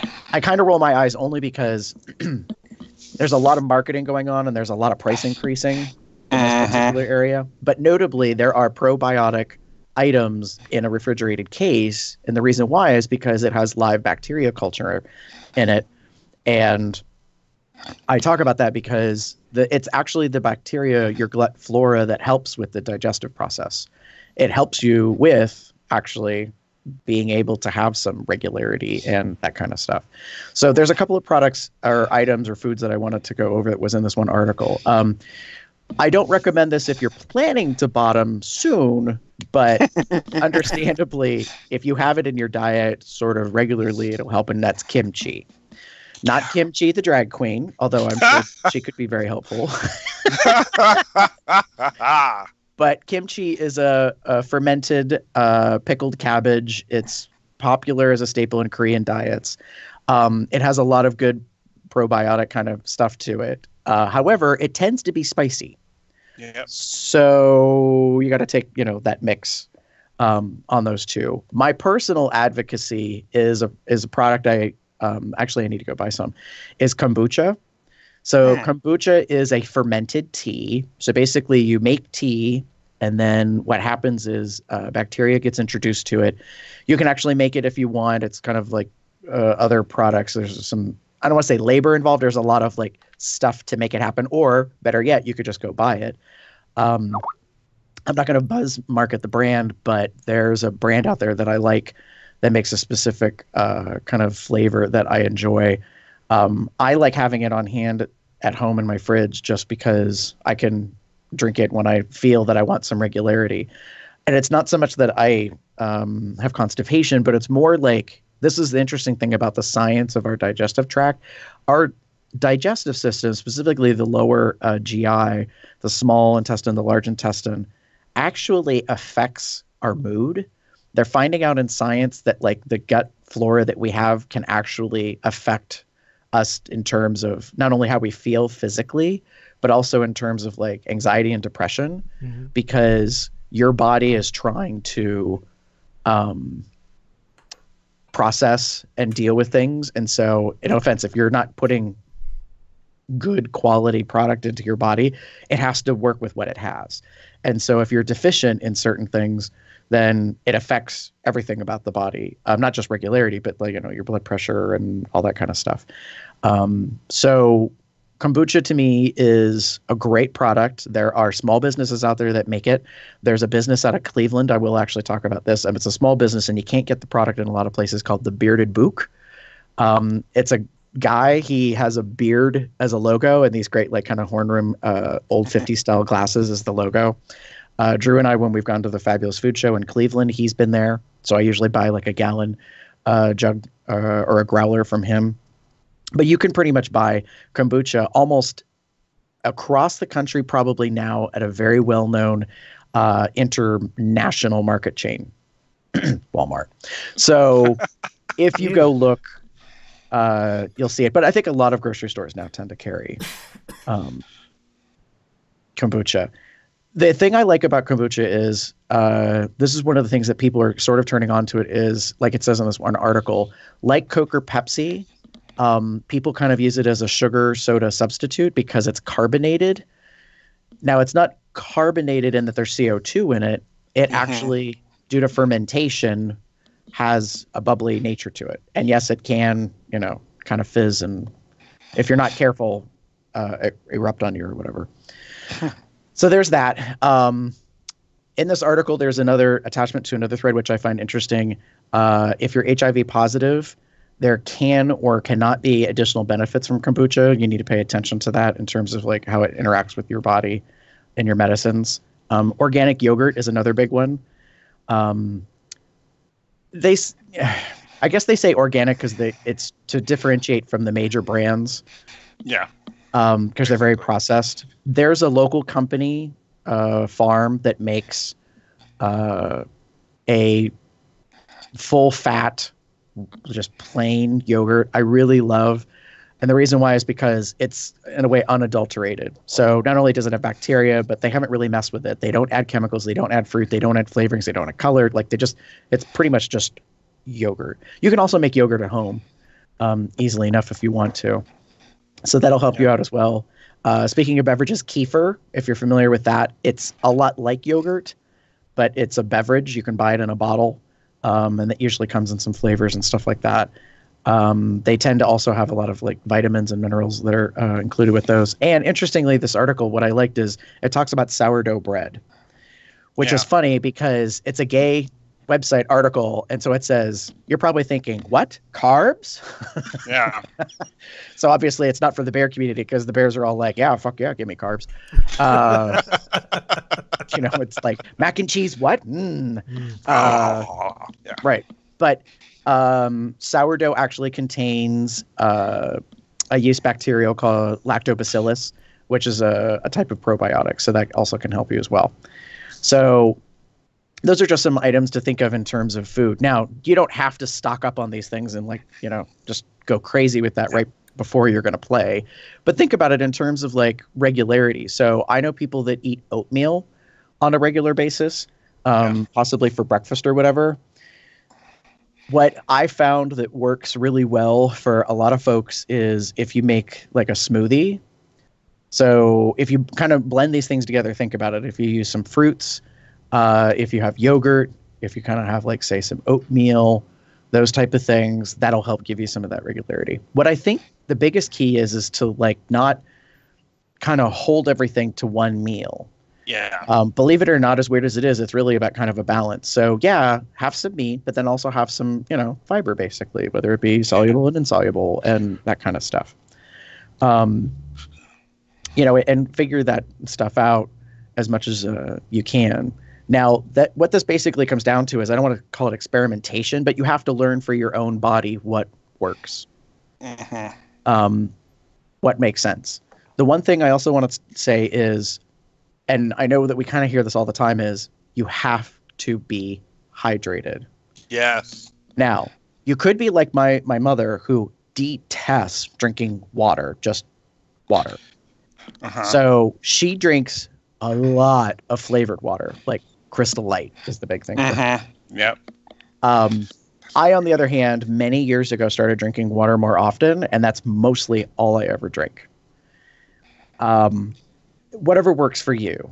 Just be aware of how whatever you put in the water can affect you. I say that because, like, let's say you want like those little flavor drop things. Neos. Yeah, like Neo, Crystal Light. Most of the grocery stores have their own brands now. It's a little squeezable. You add the drops and stuff, and so you can have energy and vitamins and all that kind of thing. That's fine. Keep in mind that some of them use natural products to color them, and others use dyes. Anything that's on the red spectrum, you probably want to avoid that. And the reason why I say that is, especially when it comes, if you're planning on bottoming, is some of those dyes don't break down. So if you've ever had a colonoscopy, in which you all probably will one day, and you should, and I'll talk about that later at the end of the show. When you go to have that, they give you a whole list of things like you should and should not have prior to having the procedure. The reason why red dye is a problem is because red dye can be difficult to differentiate from blood. And so when you're getting ready, preparing a day or two or however in advance, if you're seeing color, that can be very confusing and also a sign of something. And you don't want to create a false alarm, basically. Yeah. In that case, if you're going to bottom and you're seeing, certain colors, you should probably pay attention and know where the colors are coming from. And if you can't figure it out, you need to get checked out. So like Chester made a reference to eating Oreos, and apparently the black of the dark brown chocolate color from the cookie can be an issue. Another version of that is if you eat beets. Most people know if you eat beets, you will end up with like red, purple kind of color in your stool. It can be very alarming for people, especially if they've never seen that before, because you'll think that something's really wrong with you. Yep. Just kind of keep that stuff in mind. The basic colors that you don't want to see are yellow, white, black, and then reddish purple. But you can see those colors if there's something in your diet that affects it. Yeah. So be aware of that. Like if you have something with a high level of chocolate concentration, you will see a lot darker color. So like if you eat, say like a chocolate torte, an 8-layer death by chocolate, cake. Or, I don't know, you go on a binge because you had a really bad week with work or something and you decide to eat, an entire bag of 6 packs of Oreos. Yeah. Something like that. That could obviously have an effect. So, kind of keep that stuff in mind, I guess is what I'm saying, when it comes to that. But yeah. So there's a lot of things to keep in mind, but in terms of the bottom friendliness, things that break down for fiber are better for you than not. And the reason why we kind of make jokes about corn is corn doesn't really break down, at least not in its natural state. So when you eat corn, you obviously chew it up, but not everybody technically by science fully chews everything anyways. So that's why you'll be able to see it kind of when it comes out the other end. It's the corn husk itself that doesn't break down. So if you're not fully chewing your food, you will get full kernels. Right. But processed corn is in a ton of food, and you will find that can help as far as like fiber goes. So keep that stuff in mind. But the big thing also is the hydration piece I was saying. If you can drink, preferably water, or things that aren't going to cause issues, it'd be better in a way without caffeine. Although I know a lot of us are kind of addicted to that in a way.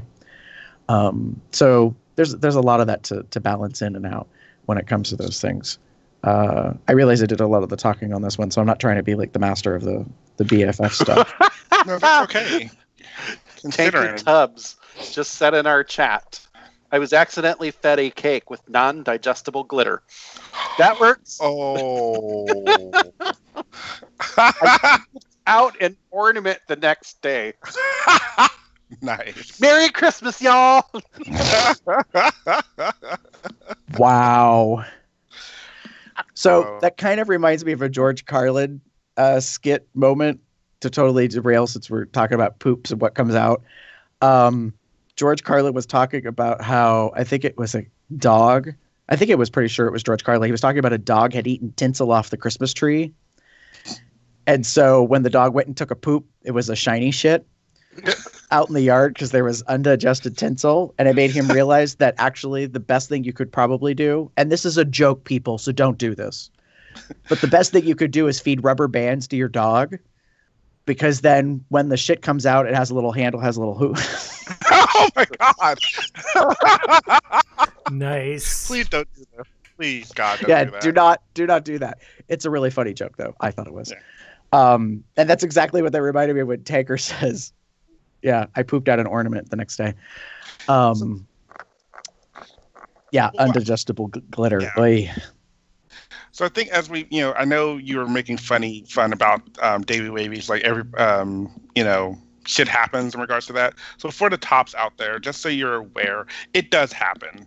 And just, sometimes they don't clean out. Sometimes they don't, it's just, and, they've cleaned out and they've, missed something. It happens. Like, that's the way it is. You're no one is dealing 100%. with the butt here. Yeah, you're dealing with you're dealing with an orifice that you're technically not supposed to, that things normally come out of.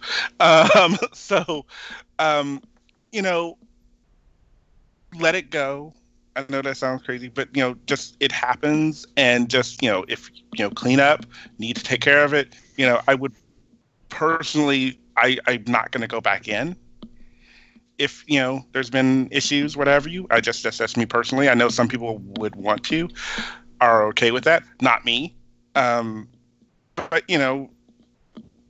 it's cool. Like, it happens. So by all means, don't shame, don't knock at the bottom for not being properly cleaned out. Just let it go, clean up, clean each other up, and be on your merry way. Don't stress too much about it, because it does happen, and it can happen no matter how well prepared someone can be. With all this stuff we're talking about, bottom-friendly foods and everything else, again, it can happen. You have an off day. Something doesn't properly digest. Yeah, so. Yeah. And I agree with you on that, Damon, that I think what's difficult is knowing your partner. And yes, you can't always necessarily know your partner. Let's be realistic. We're going to Midwest Bear Fest, and there will be people that'll be hooking up with people that they don't necessarily know. Now, you may have planned your dance card in advance, and that's cool. Or you may be more kind of an immediacy kind of thing. Regardless, just, be aware, be prepared. In that case, I'll actually mention this as a kind of a sidebar thing that happened. I was at an event, and I met somebody, and they had been flirting with me on Crawler, and we kind of saw each other, and it was one of those things like we knew of each other, and I didn't know they were interested in me, and then they kind of mentioned about spending some time together, and I was like, oh okay, so we do. But if you insist. Right, well, when we do spend time together, though, we're getting to the brown chicken, brown cow, so to speak. He actually stopped me for a moment, and he said, just so you know, I have something I need to tell you. And this is kind of one of those like private comment things where you're not sure what they're going to be discussing with you. It could be that they're, positive, which I personally have no issues with about that. They could be that there's something else. And in this case, it was about an STI situation. And he said, I need you to know, like, there are certain things that I can't do, and it's because of this.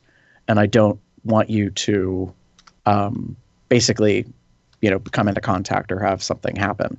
Mm-hmm.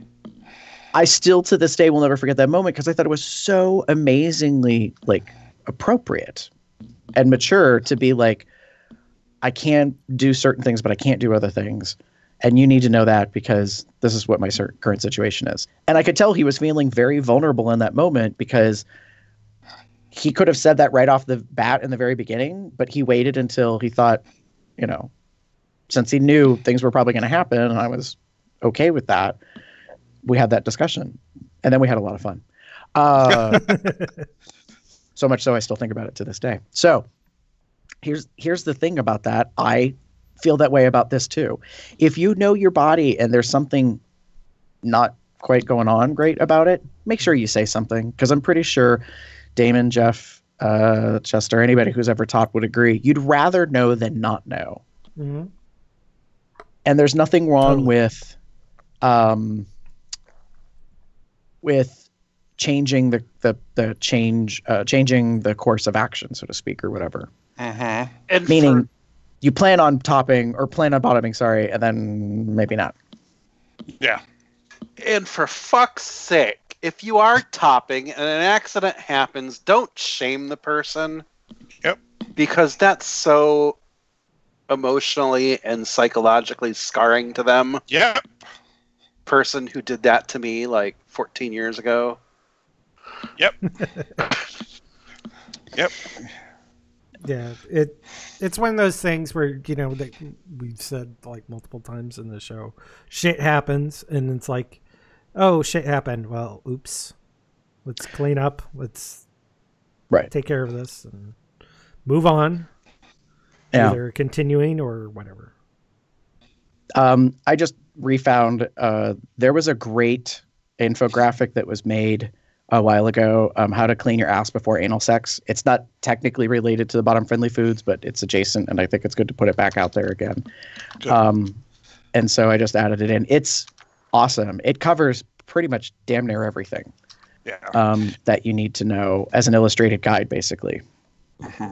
And if you go to the Cubs Out Loud, when we talked with Mr. Allen on episode 271, he had an actual article or live journal, if you remember live journal, post that he made about it and gives pretty detailed information about it too, particularly cleaning out and what have you. So. Right.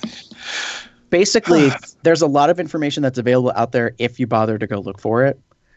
One of the things that I think we struggle with, and Hadrian, I believe, has talked about it when he's been on our shows, we get told a lot of things intentionally and unintentionally. And the adult film industry, porn, gives us an impression of certain stuff, and it's really kind of fucked up. And the reason why I say it's fucked up is there's a presumption that you're always going to be clean as a whistle, that, you know, that there's never going to be any complications or issues, that, you know, to be a proper bottom is to be, you know, like almost ridiculously prepared. That's not how we live our lives. You have to think about it. These are people who get paid to do this professionally. And I say it that way because there's a lot of stuff that goes into it. There was an article that I read, but I decided not to include because it wasn't helpful. It was mostly by women, for women in terms of like anal play.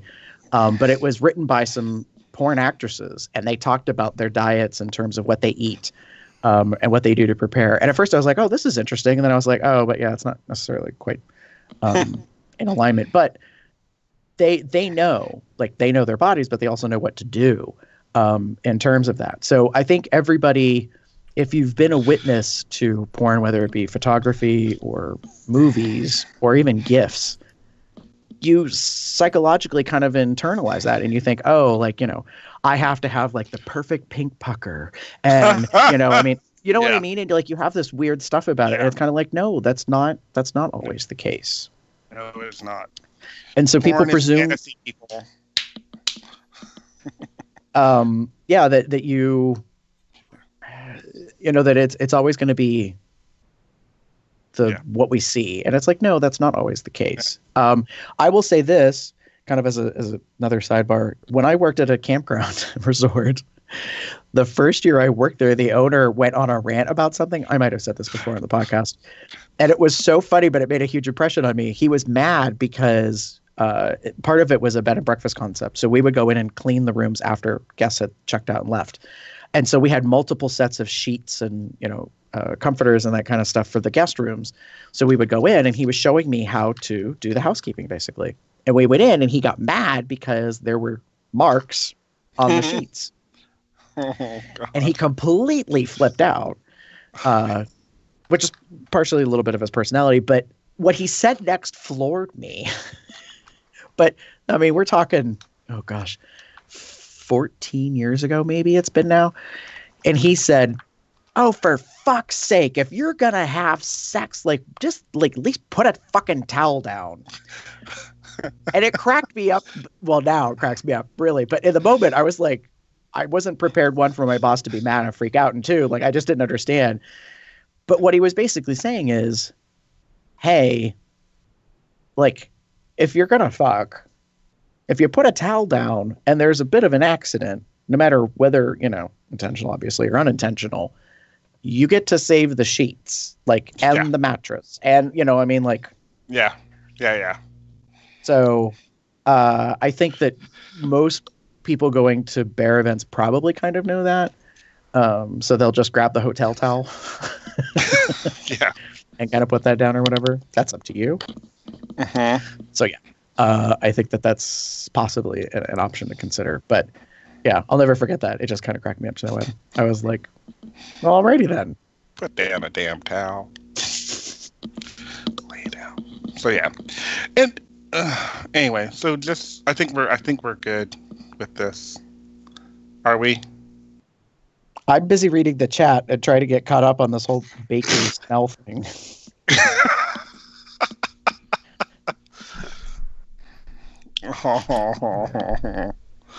Oh boy, I think I'm gonna leave that out for now. So enough of that shit. Literally. Really? Yes. Oh. And that has been your lecture on bottom friendly foods by Gary. So it's time to do the thing. Yeah, I think so. Okay.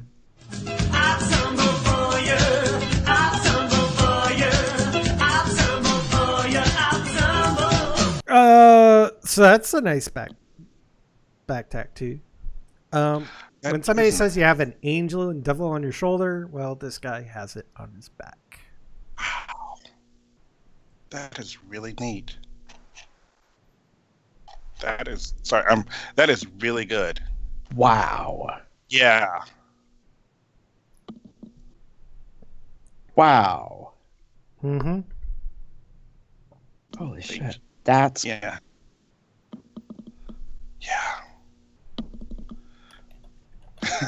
We're all quiet because it's just. Well, I don't know. I haven't seen that to date. That's crazy. Yeah. Mm-hmm. And I mean, the guy looks good too. Great ass, what have you. But I'm just really, really enjoying this tattoo. Yeah, I want to see the rest of him too, but I really like that tattoo. So to help describe it to especially our audio podcast listeners, the entire back from the bottom of the neck all the way to the very tailbone area is covered. The top half of his back area is a gentleman wearing just basically kind of a loincloth drape. But he's kneeling down on one knee, looking into what looks like a water reflection. He has big feather wings. He hasn't quite. This is kind of the angel, but then the reflection, presumably, is like the devil, so to speak. So the wings are very different, and the body's a little bit different, but it's basically a mirror image concept. Yeah, that's crazy. It's really, really good. Yeah, so that's gonna get a reblock because that's. Yeah. And I think the photographer lives here in Austin. So. Oh. How appropriate.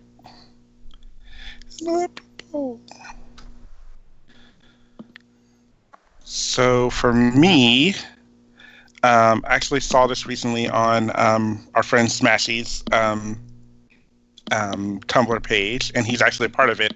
It's called. It was a hashtag unique / body shaming, no body shaming. It looks like it was a campaign, photo campaign against body shaming, and I really, really like the concept of this, and I like the fact that they use different people and different body types to kind of give the purpose behind it and the reason behind it, which is everyone has a unique body shape, and it was just really, really good. And Smashy himself I think he said, this is a subject near and dear to my heart and fuels a lot of my personal art, design, and written work. Thanks, Argo and John, for putting this on. It was a lot of fun. And this is Paul Argo Photography, who did this campaign. Yeah. I haven't seen this yet. This is fucking amazing. Yeah.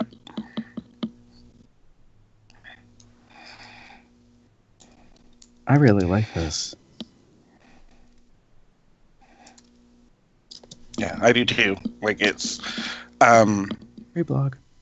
yeah, it's just really awesome, and I really appreciated everyone, all the people that were involved with it, obviously, and got it out there. And then I hope that it keeps getting out there, because one of the things, obviously, that we all have to deal with is that whole potential body shaming and personal body shaming issues that people can have. Mm-hmm. So yeah. Ta-da. Very cool. Yeah. Chester. Mine is to Matt, also known as Bama Cub. It's a post that he made that he titled "Dear Santa, Let Me Explain." It's basically a series of photos that he took, which I'm assuming it's his backyard. They're naked. He's naked.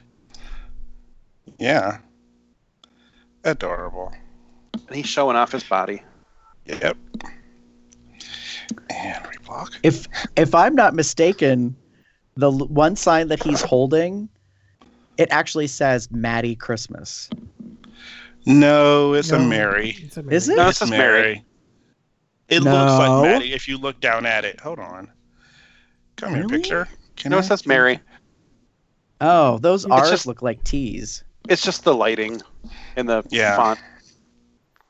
The font's you can see it a little better in some of the first couple of pictures. Hang on. I'm doing a zoom in on a specific. Nuh-uh, motherfuckers. I'm right. Hang on. There's the link to that. Yeah, that's M-A-R-R-Y or M-E-R-R-Y. Because if you look at like when the first couple of pictures, like even the first picture. Hate to break it to you there, Gary, but that says Mary. Like the first and second picture with an A. No, that's an E. I was saying it was an A, but it was an E. Yeah, look at the very first picture that's posted. So if you what you can see, what I'm looking at is it is the font one. It's all close together. So obviously you're not getting the things, but to compare some things, if you look at Christmas and you look at the A in Christmas, it looks different. And then if you look at the R in Christmas, they're the same as the R's in Mary. Okay. It's very, very like it's. I get why you got that, Gary, because they do look like T's. Like if you kind of but it's so close together, and obviously to make one piece, they put connected everything. So right. Yeah. So for those of you that work in typography, what the fuck is this shit? It's not. It's 3-dimensional. No, but it's about kerning. I mean, there's a lot of issues that are going on here with the font that's pissing me off, because I'm like, the E can kind of look. Yeah, it's an E that kind of looks like an A, and the lowercase t's kind of look like R's. Like that's just bad font design. It's 3-dimensional, and the way that he's holding it, and the way that the light's hitting it, makes it look that way. But it's meant to be on a wall, not held in his hand covering his dick. Well, it's more like next to his dick, but still. Anyways, fine. Moving on, Gary. So I got the jump on all y'all because I figured someone was going to end up making this their Tumblr pick. So I couldn't help but put in Fox Bear with his happy Krampusnacht, who's been bad. So he's wearing his Killer Bob Krampus shirt. Yes, he put some filters and stuff on it because he's holding a paddle and I think his single tail. In his tail, maybe multi-tail. Yeah. Anyway, in his hand. You see the tail. It looks like it's just you can see it's like over his shoulder. So. Yeah, I think it's a single tail. But anyways, and he put a bunch of filters on it. But I love this picture because I thought it was awesome. Yeah. And He posted it on Facebook, and he got a lot of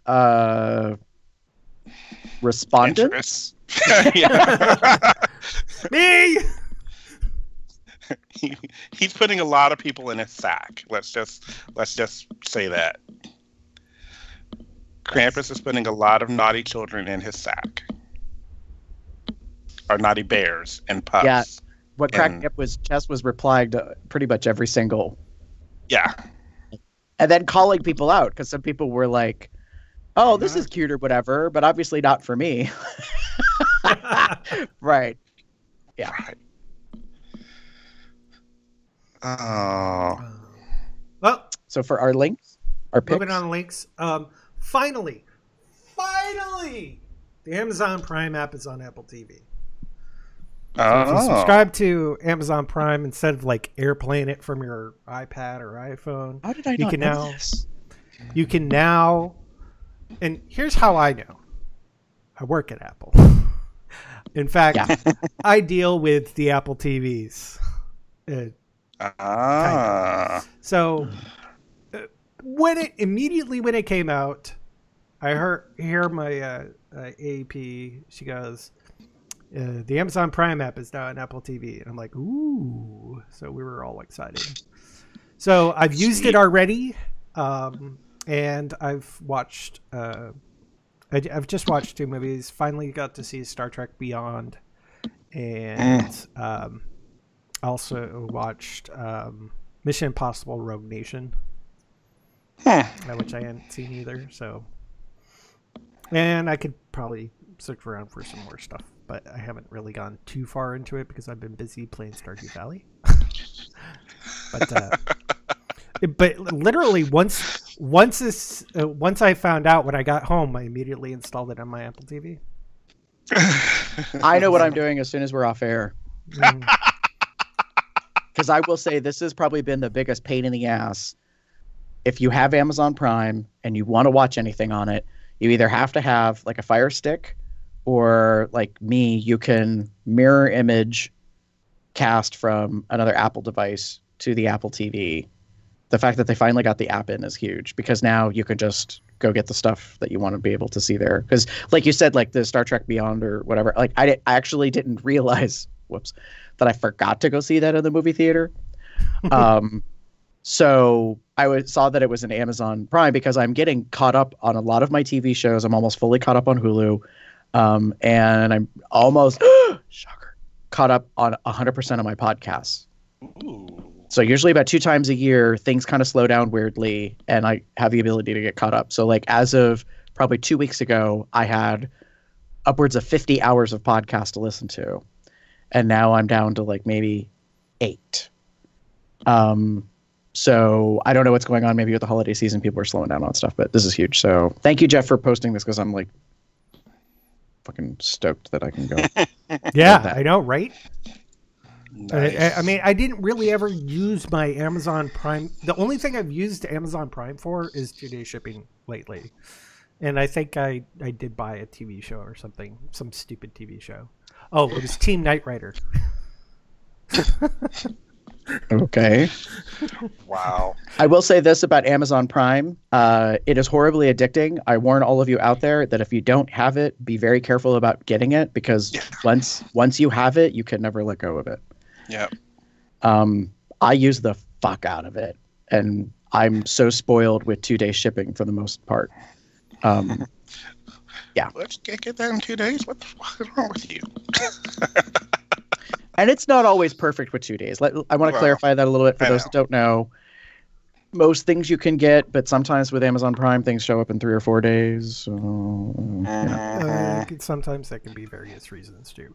And just keep in mind, it is 2-day shipping too. So basically, if they don't have it right away or they can't get it out right away, and it takes them a couple of days to actually get into the carrier's hands, that's not counted in the 2-day. Once they got it out their door and they get it to the carrier, they pay the carrier for 2-day shipping. You don't. And you should receive it within 2 days. Receive it in 2 days. But shit happens. Like, a thing I ordered from a place that arrived in Austin last Monday. and was delivered to Bastrop instead of my place. Right.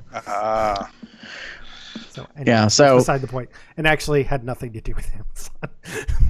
and it's right. And the interesting thing about Prime, as a side note, is so like the shipping thing is huge, and I use it all the time. I haven't used the video or the music all that much. I mean, I have Amazon like music player and stuff, but I think it's mostly because it hasn't been well integrated. So the fact that they put the app on TV is huge because now I can watch a lot of video stuff I've had put into watch lists, but just haven't gotten around to. So. Mm-hmm. Moving on, Damon, what's your link or pick this week? So as we're getting into the holiday season, I actually literally ran into this morning. It's We Three Queens, and it includes Alaska, Peppermint, and Manila Luzon. It is them singing essentially the song We Three Kings. And it's really cute and funny, and they're interacting really well, and it's just nice to sort of see that. So if you like drag and you like holiday music, and overall, the set design and the costumes are really, really well done. They look beautiful. Yeah, I agree. I was quite surprised at the quality of the production. Yeah. But it is for the Christmas album. This is the second or third Queen's Christmas album, I believe. So that sort of makes sense as to why it was as good as it is. It's campy. It's fun. They sing the song, but they've changed the words and they make fun of like each other and their gifts and yeah. So yeah, it's fun. It's a different take. It's cool. I liked it. Yeah, it's cute. So that's why I picked it this week. Chester. Mine is to Matt's regular Tumblr, which is Bama Cub, and his X-rated one, which I'm not even really sure why he has to, because he posts on both. Yeah, he posts on both. His other one is Bama Cub 1, so I don't know. Yeah, well, this one's more. Oh, well, there's a penis. I know. It's like, wait a minute. So one was supposed to be XXX and one's not, and yet I think he's got a penis. I think he does it. I think what he does is similar to what I do is with both of my Tumblrs. I have one where I post all my selfies or content related to me, and the other one is for reblogging porn. Got it. And I still reblog my own stuff to it, but that's my porn one. The other one's for me. Too much work. Not if you have it set up correctly. And follow. Alrighty then. There's that. Gary. Okay, I didn't intend this, but I have 3 picks this week. No, they'll go really quickly. So the first one is a documentary film. You can find it on Netflix. It's called Dreamboat. It was made probably in 2016, I want to say. Chester, I think you're really going to like this documentary because I think it's in your wheelhouse from an anthropological standpoint. It takes place on a cruise. It's a gay cruise, and it's European-based. So it's not the traditional U.S. Scene. There's a gentleman from Poland. There's one from India. There's a couple that's from France. They follow basically like 5 persons and or couples. And it's a documentary about them going on a gay cruise. It runs a whole range of emotions. You get to see themes like dances. One's where everybody dresses up as women in drag of some sort. They have a high heel race. But there's also like fantasy. It's really quite interesting and insightful. They deal with handicap, disability issues, and being gay men in that culture environment. It's not the best film ever, but wow! Like I'm more of a documentary person, but it was in my suggested stuff on Netflix. I was like, what the fuck is this Dreamboat? Like. And of course, the artwork is like, 6-pack ab shit. And I was like, I don't really know. I want to watch this. But I read the synopsis and I went, ooh, this looks interesting. It's about an hour and a half, I think. It's not necessarily very long. Yeah. So if people are interested in that, by all means, check it out or don't. My second pick because it ties to the topic, and I want to give the shout out back to, if I can find it, in our chat today. Somebody brought this up. Dogai. Squatty potty. Not to buzz market. I have one. Excuse me. I do use it. If you're not familiar with Squatty Potty, I don't know how you can't be, because they went viral with the pooping unicorn. Yep. Which I'm not a fan of. Oh, they had also had a newer one too. So. Yeah. People think it's hysterical and stuff. I'm just not down with a Muppet kind of thing pooping. Sorry. So, but I will say this: the product is legit. It works. If you listen to podcasts, they are on a lot of them, like as a sponsor and stuff. So that's something you might want to check out. They have a sale right now. You can get up to 60% off on some models. So there's that. $20 for like the base model. Yeah. The Porta Squatty. Yeah. So they've got different things along those lines. And then this last one was really unexpected. So it's called Warriors for Adam. Some of you may be familiar, and I'm blanking right now, which is really crappy, no pun intended, because I can't think of what Adam's last name is. He lives in Florida. His mom created this. He's 30. He has colon cancer and has been going through treatments. So his mom created through Custom Ink a fundraising thing called Help Adam Fight Cancer. They created a t-shirt with the hashtag Warriors for Adam. It's pretty cool that it has a bear. Kind of looks like the California flag logo silhouette. Only it's walking, I think, in the other direction. It has a little blue ribbon on it. The reason that it's a blue ribbon is because it's for colon cancer awareness. The reason why I wanted to talk about it, and it's so weirdly serendipitous it ties into this topic, is for those of you that don't know, in 2010, I was diagnosed with colon cancer. I had a tumor that turned out to be early stage 2. I had surgery. Wow. I had it removed. I made the decision to not have chemotherapy and radiation based on the medical diagnosis and some other issues. I have been cancer-free since then. I have colonoscopies. I had them for about 5 years, once every year for 5 years, and now we're at the point where I'm probably going to have them every 3 years. That's why I talked a little bit about colonoscopies earlier. Not everybody gets basically the luck of the draw I feel that I got. Adam's even younger than I was. Cancer can affect anybody at any age, at any time. Colon cancer is a big deal. And I try not to become an asshole about this when people make disparaging comments about going and having your colonoscopy done. I had blood in my stool unexpectedly. My mother, being an RN, knew that was not right and said that I should have it checked out. Hence, we had the colonoscopy, and that's how we found out that I had a tumor. If I hadn't had a warning sign, basically, I would have never known. I don't know Adam's whole case. I've known of Adam. He's so fucking ridiculously cute. He's a ginger. He's been kind of dealing with this stuff.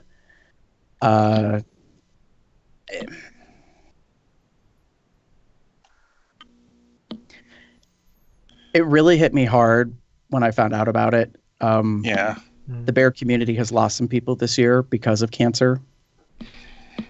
And I try not to get too wound up about it because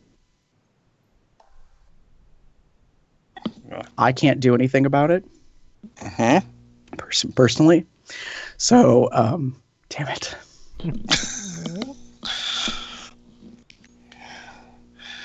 But this one really bothers me a lot because, yeah, I was younger, but Adam's even younger. And yeah, it's just, it's super shitty. And so I guess I'm making a weird plea. Like, someone had posted on there, if you can help out, you don't even have to buy the shirt, type thing. Yeah. You can you can just pitch in a couple bucks or whatever to help out. Nice. But yeah, it's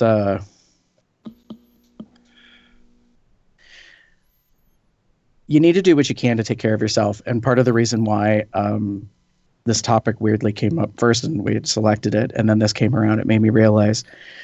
So for those that don't know, basically what happens within, especially the large intestine specifically, colonoscopies are a checkup. Yes, it's a camera up your butt. Yes, you have to do prep and you get cleaned out. What they're looking for are polyps. Polyps are, in a way, a abnormality that develops in the large intestine.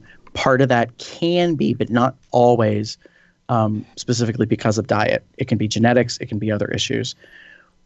The checkup is basically to head things off. Polyps become tumors. That's how simple it is.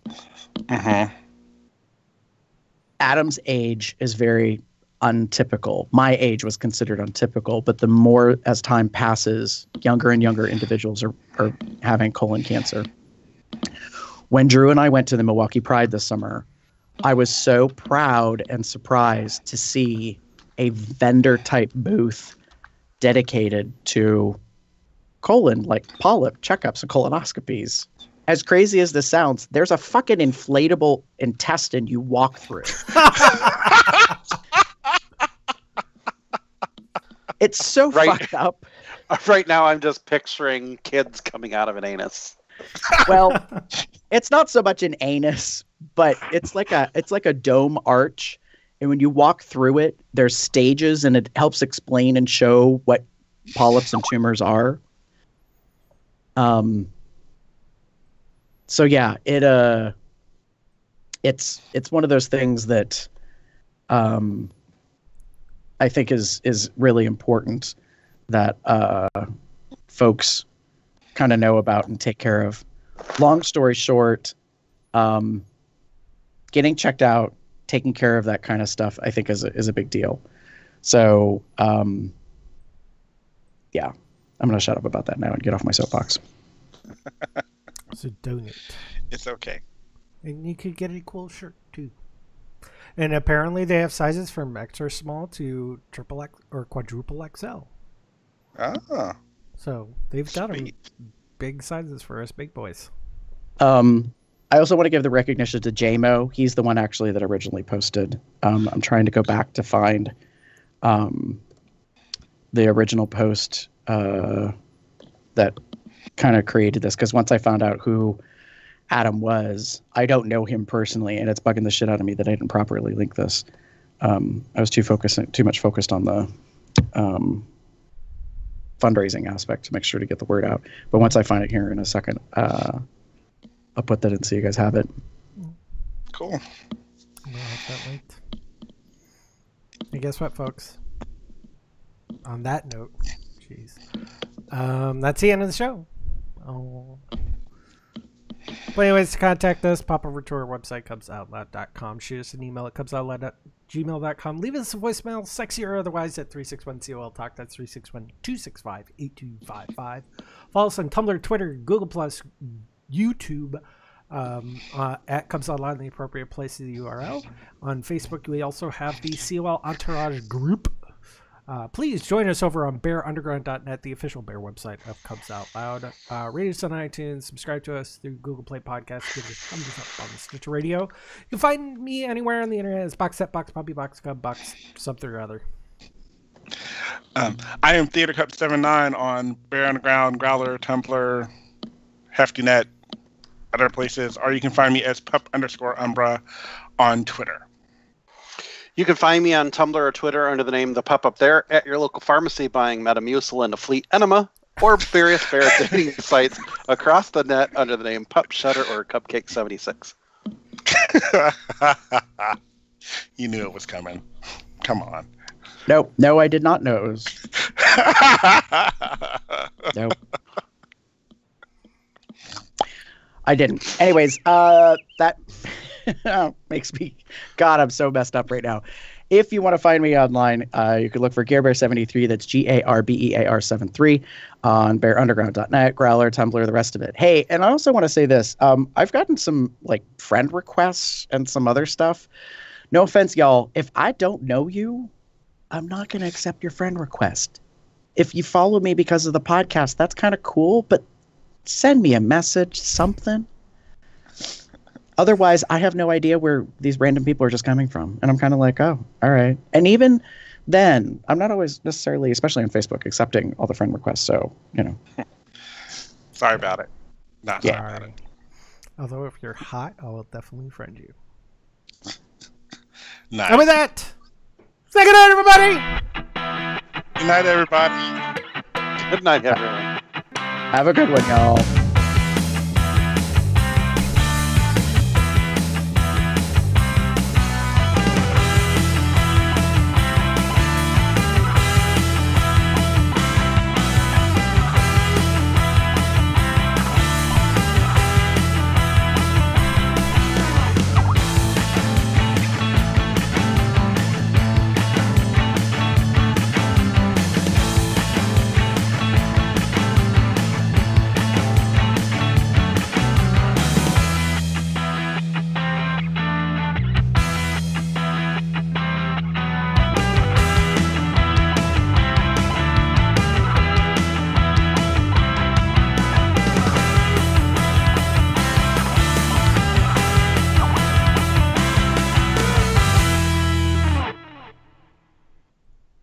And there we go.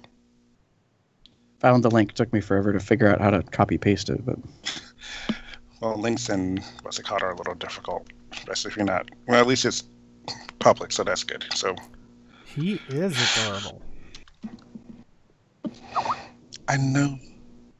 I feel like I've seen this person before. I know most people probably have seen Adam Pollock's. Oh, I didn't realize it was that Adam. Yep. Interesting. So, speaking of urinals, I'm going to run pee. Let me guess. You're making a reference to our new post-show image. Is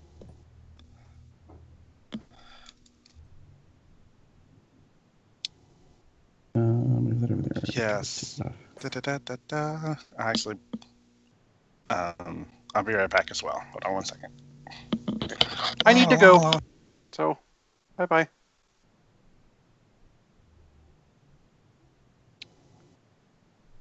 All right, so Chester, fuck.